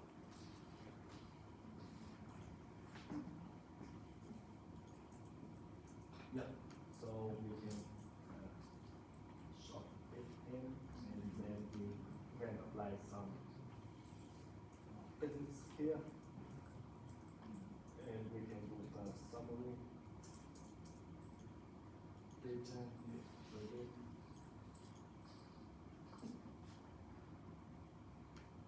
Yeah, and here we just look at 1 year ahead with different communication strategies. Here is the raw data from the point forecast with any communication, and here is the truncated data using the excluding the top and the bottom 2% distribution, and then we have the range from -50% to 60%. Okay. And if we just use the ad hoc truncated by the -30 and 36 and 36%. And here we also can see that was different that we call the translation function student. So in this case we have the dispersion of the data is larger compared with the truncated of the 36%. So the truncation here is to play important role as well. So in practice we have to play, for example, in our main analysis we use the truncation by top and bottom 2%, but maybe in the property check we can use another method as well. Just to make sure that our result is not frightened by just how we truncate the data. That is how we use the concept. Yeah, and now we look at some visualized data. For example, like the historical or histogram with raw data without any truncation. So in this case, you can see that the data from this range until 11,000. So in this case, we cannot see anything, right? So that's why we need to truncate the data. If you look at the histogram for data with truncated, so now the data becomes more meaningful. It's really from -40 to 40%, and now we have the distribution. And two more things here. In this way, the startup they try to find they have some formula to define the optimal number of beans here when they plot graph, but we also can choose the number of beans for the histogram by ourselves. For example, if we choose number beans 20 or 60, so we can see the result in more detail. For example, here is the 20 beans, which means that we have 20 columns here. And if we look at the 60 beans, we can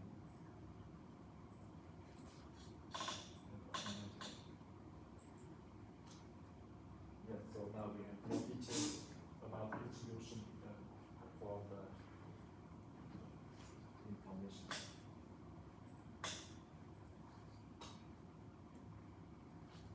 Yeah. And we also can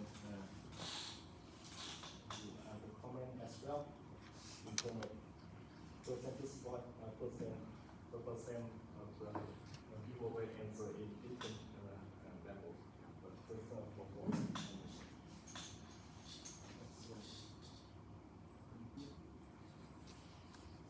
Yeah, and another data summary that we look at the walk and risk walk. Also, it visualize distribution of variables and also can find some potential outliers from the graph as well. And for example, if we look at this one, without any truncation, we cannot see anything.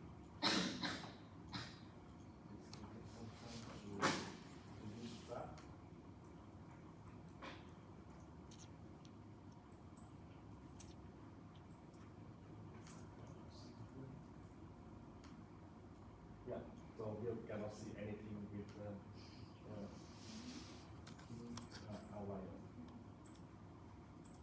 Yeah, so actually both the if we look at the data with the truncation,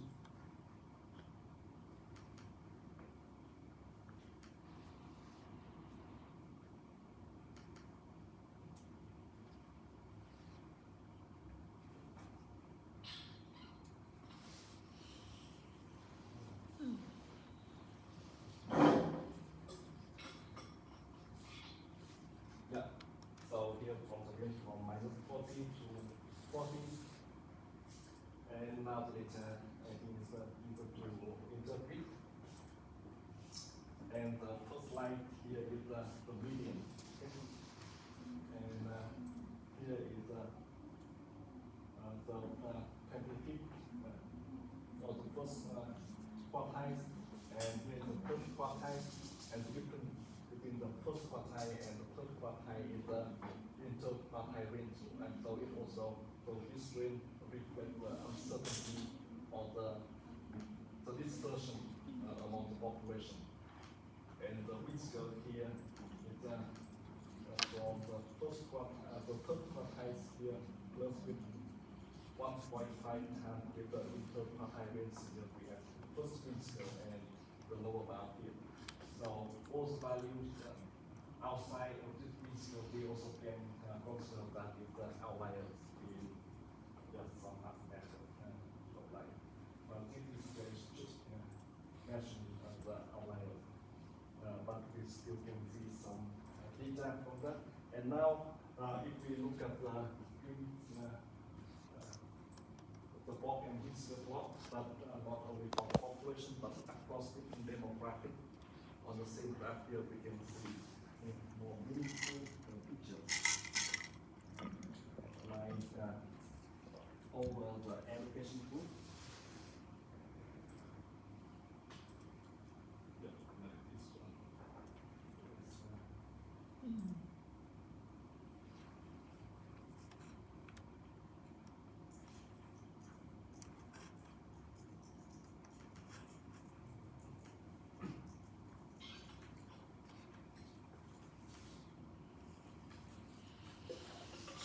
Yeah, so here we have three categories of education, right? And college degree, high school, and some college degree. So what you can see from this one? Outlier.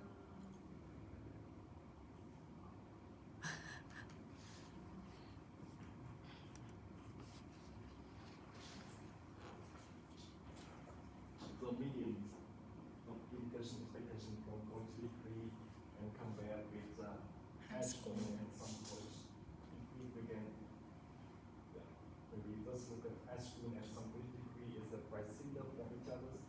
Those visualize is quite similar, but when we look at the impression, it may be different. But now let's look at the college and compare with our college degree. What we can see from this picture. Less uncertainty for college students. Yes, exactly. The less dispersion among those with college degree compared with those without college degree or within education, right? And the median level of education here also lower for those with high education compared with those with lower education, right? And it's also consistent with the result we discussed this morning. That those with high education, they have a better forecast, and the interquartile range of dispersion of higher education on inflation expectation is lower compared with other education, lower education group. Yeah.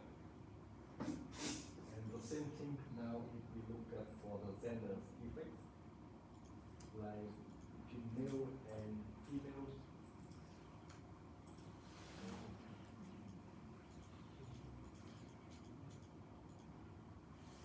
Let's see.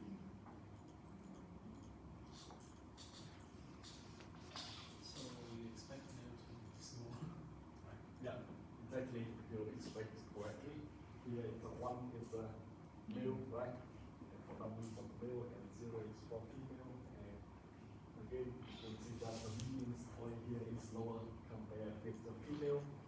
And also the dispersion here is smaller compared with female. In general, here it's lower for male compared with female. So it's a strongly different between male and female related for expectation, especially. Yeah. So that's consistent with the part about the non-response rate between the Yeah. male and female. Yeah. Yeah, exactly. And also we got into the distribution with the data here also confirmed from West is a similar to the German population.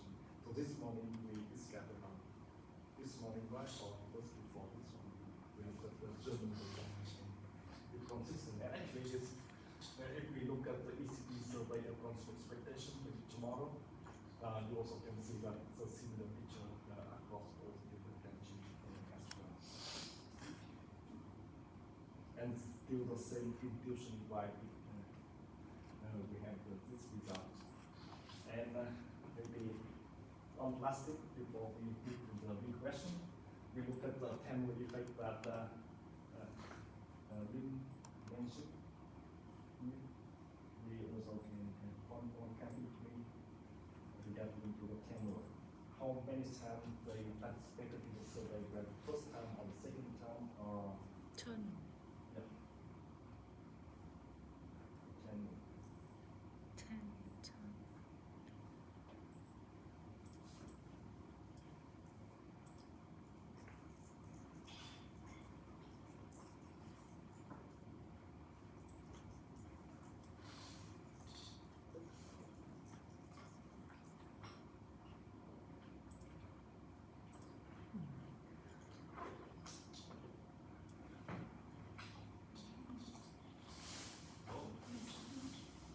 Yeah. So maybe some 10 words still about modern Chinatown for the 10 words. But in the survey data they mentioned that it's no modern Chinatown, but actually it's still as of this one they participated modern Chinatown. But yeah, this thing with them, yeah. So for now, and let's focus on the first time participant here, right?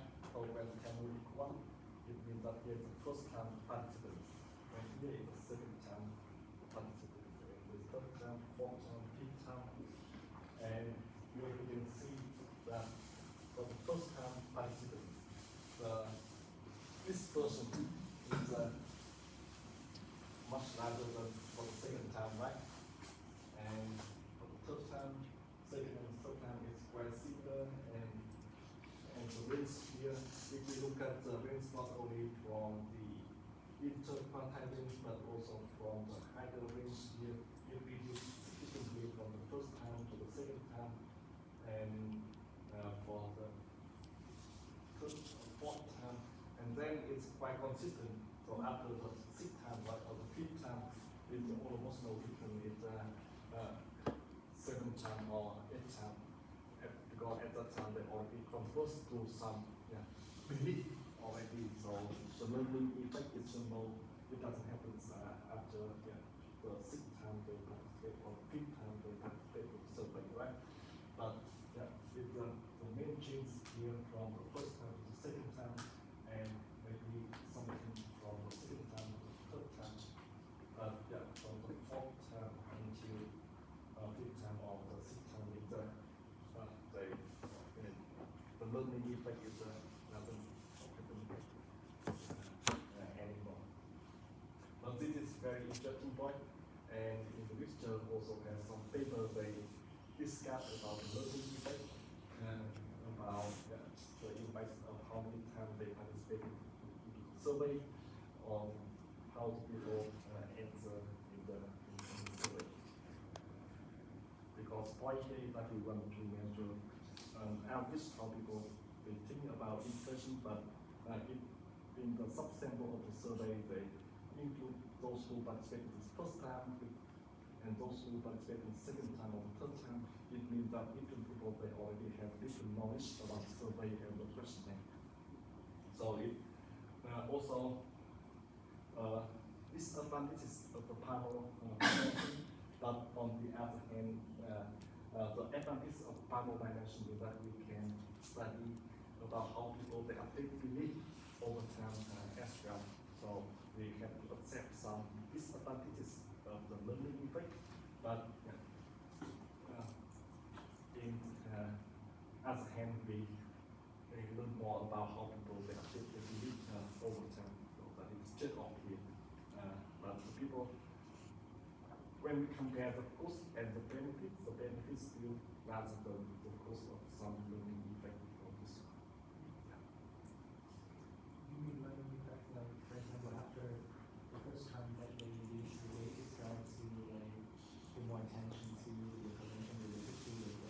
Yeah, for example, the first time you answer this questionnaire, and the first time you answer the question about inflation, or especially for the question about MCP forecast, right? It's a bit maybe difficult for them for the first time participant, but maybe. And the second time, now they already have some idea about this question, they have some time to think about that later on, right? And next month or next 2 months, I answer this question, maybe I have more time to think about that and I provide better answers. And yeah, maybe they pay more attention to news about inflation, for example. So that's why the quality of the answer is better. So this version of the answer here is used over time, but it's the learning effect is mostly for the first time to the second time, and the magnitude of the learning effect is reduced significantly over time. Until the third time here, we can see that it's almost no learning effect anymore, or the magnitude is very small. Good point, right? So exactly for the learning effect.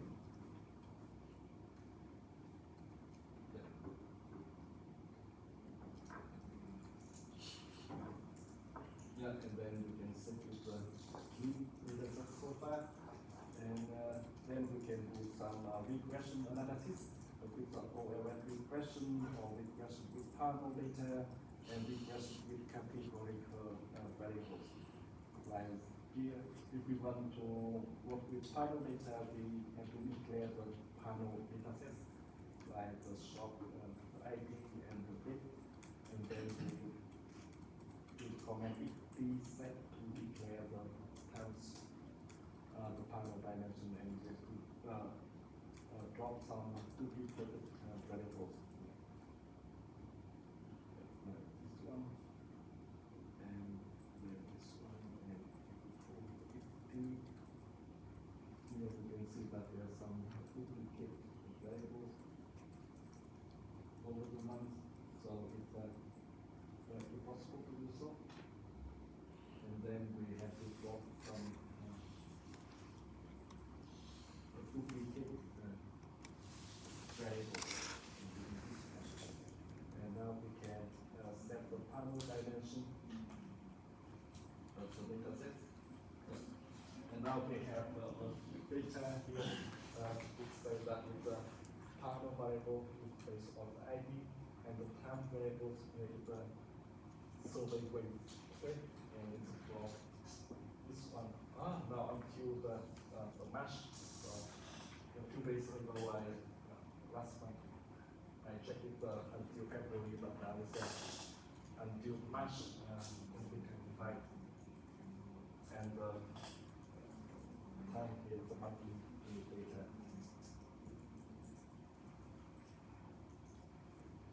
Yeah, so the first thing here we can study the effect of demographic on inflation expectation. So we first look at the inflation expectation here using the Tomcat data, and on male education group, age category, numerical ability, and household income, and these robots to ensure the results.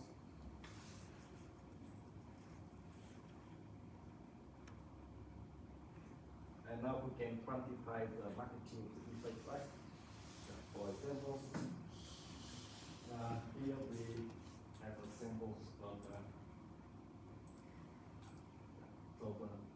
dependent variables where is the inflation expectation 1 year ahead, and have male they have nearly 1% inflation expectation lower compared with female, right? And it's highly significant at 1%. And for the education group, here we have pass-through some college degree. It means that the reference group for this one is the college education, right? And the reference point is the college education. It means that those with high school education, they have 1.7 percentage point higher than college education, and some college education is about 0.95% higher than college education, and it's consistent with what we expect before. age group, also some difference between over 60 years old and under 40 years old. And now we get into the musical ability. Here we also can see the difference. That the musical ability here, if the musical ability is low, they have about 1.2% infant expectation higher than those with higher musical ability. And yeah, this is the impact of the musical ability on how they answer the question about inflation expectation. And also for the income group, here we also have three categories under 50K, over 100K, and the reference point here will be from 50K to 100K. And those with lower income, they have higher inflation expectation, and those with highest income category over 100K, they have lower inflation expectation compared with the group here. So it's consistent with our story. And we also can change the reference group by setting which group we want to study here, like annotation. This one I think you can play Apple to see the differences. And yeah, the next question we can study what is the effect of demographics on the uncertainty of inflation expectation. So the uncertainty of inflation expectation here is derived from the density forecast question, right? And we have interquartile here to reflect the uncertainty of people's expectation. And the same thing here we do for 1 year ahead and 3 years ahead on the demographic. We can estimate like this one, and we have the regression table like this one. But now I want you to use the following way to export the result with the STAT comment, so that it's a way you will report the result for job preparation or when you write term paper. Like STAT first one here, like this one, and then you have the result like this one. Yeah, so the first column here is for 1 year ahead, inflation uncertainty, and the second column here is for 3 years ahead uncertainty. And here we also can see that the males have a lower uncertainty compared with female, right? And the same thing for average income or education. And you also can export the result in different format, like in the LaTeX file or in the Excel file. So I would like to ask, are you familiar with the LaTeX or Overleaf? You can use that for writing paper or slides or not? I'm not that proficient, but on the previous course with Dr. Hao, I think some of us play around with it, but then we have some minor issues, so we're not that proficient yet, but Yeah. we have some exposure to it. Yeah. So my recommendation for you is that is still fine at the moment, but I highly insist you both to work with the LaTeX for term papers and also for the master thesis later on, because it signals professionals. Just good looking at the first impression, but because when we work with the LaTeX and the regression paper of the results here, it look like in the journals publication, right? So it's a good impression for those who read into a paper. Just because as a professor in many other course, they familiar with the reading the papers, and if they look at the term paper also similar in the format of the publication format, they are more easier to read the paper, and Otherwise, you have to report it in the log file, and then you put it. It's still okay, but it's not so difficult that you have not do so. And now with ChatGPT and OpenIT, you can do so. I think. And other question here we also can do, like other question for you at home, you can play around with data to study the effect of income expectation on home price expectation, or who are more likely to expect inflation over the next 12 months based on this question that we just change that with the including or lose this question on the likelihood of the starting rate or whether it's inflation or inflation, or the effect of income or income expectation on income expectation as well. So just play around with data in maybe different dimensions. Some statistic visualize, you can play around. Here are just some guidelines for that, but that's very starting point, right? And you can play around. If you have any idea how to play with that, just feel free to play. And based on some question or research question in the introduction slide, you also can check the heterogeneity across the demographic and how it changes over time, for example. So with the new job fact survey, we can answer quite a lot of questions. Yeah. Okay, so just play around with data, and tomorrow we continue with the survey experiment device and also survey. Yeah. Okay, so today we can stop here. But yeah, I'm still available for you if you have any question or want to discuss something about your research idea or yeah, anything. I'm available for you during this time after class. Thank you very much. Thank you. Bye. Yeah. Okay. So.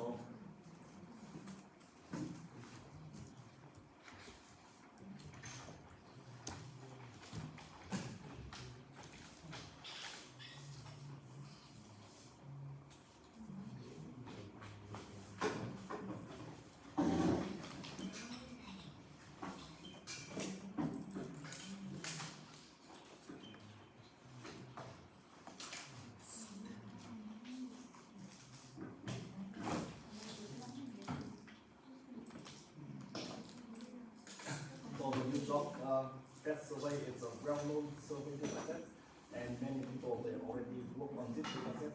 So that's why I also encourage you first to work on this data set to check or to learn or to try to replicate some well-known paper to learn techniques.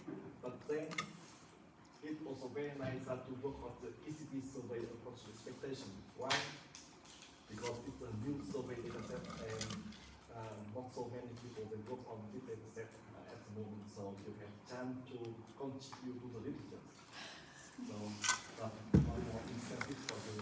That's why I use the ECT survey as a job exercise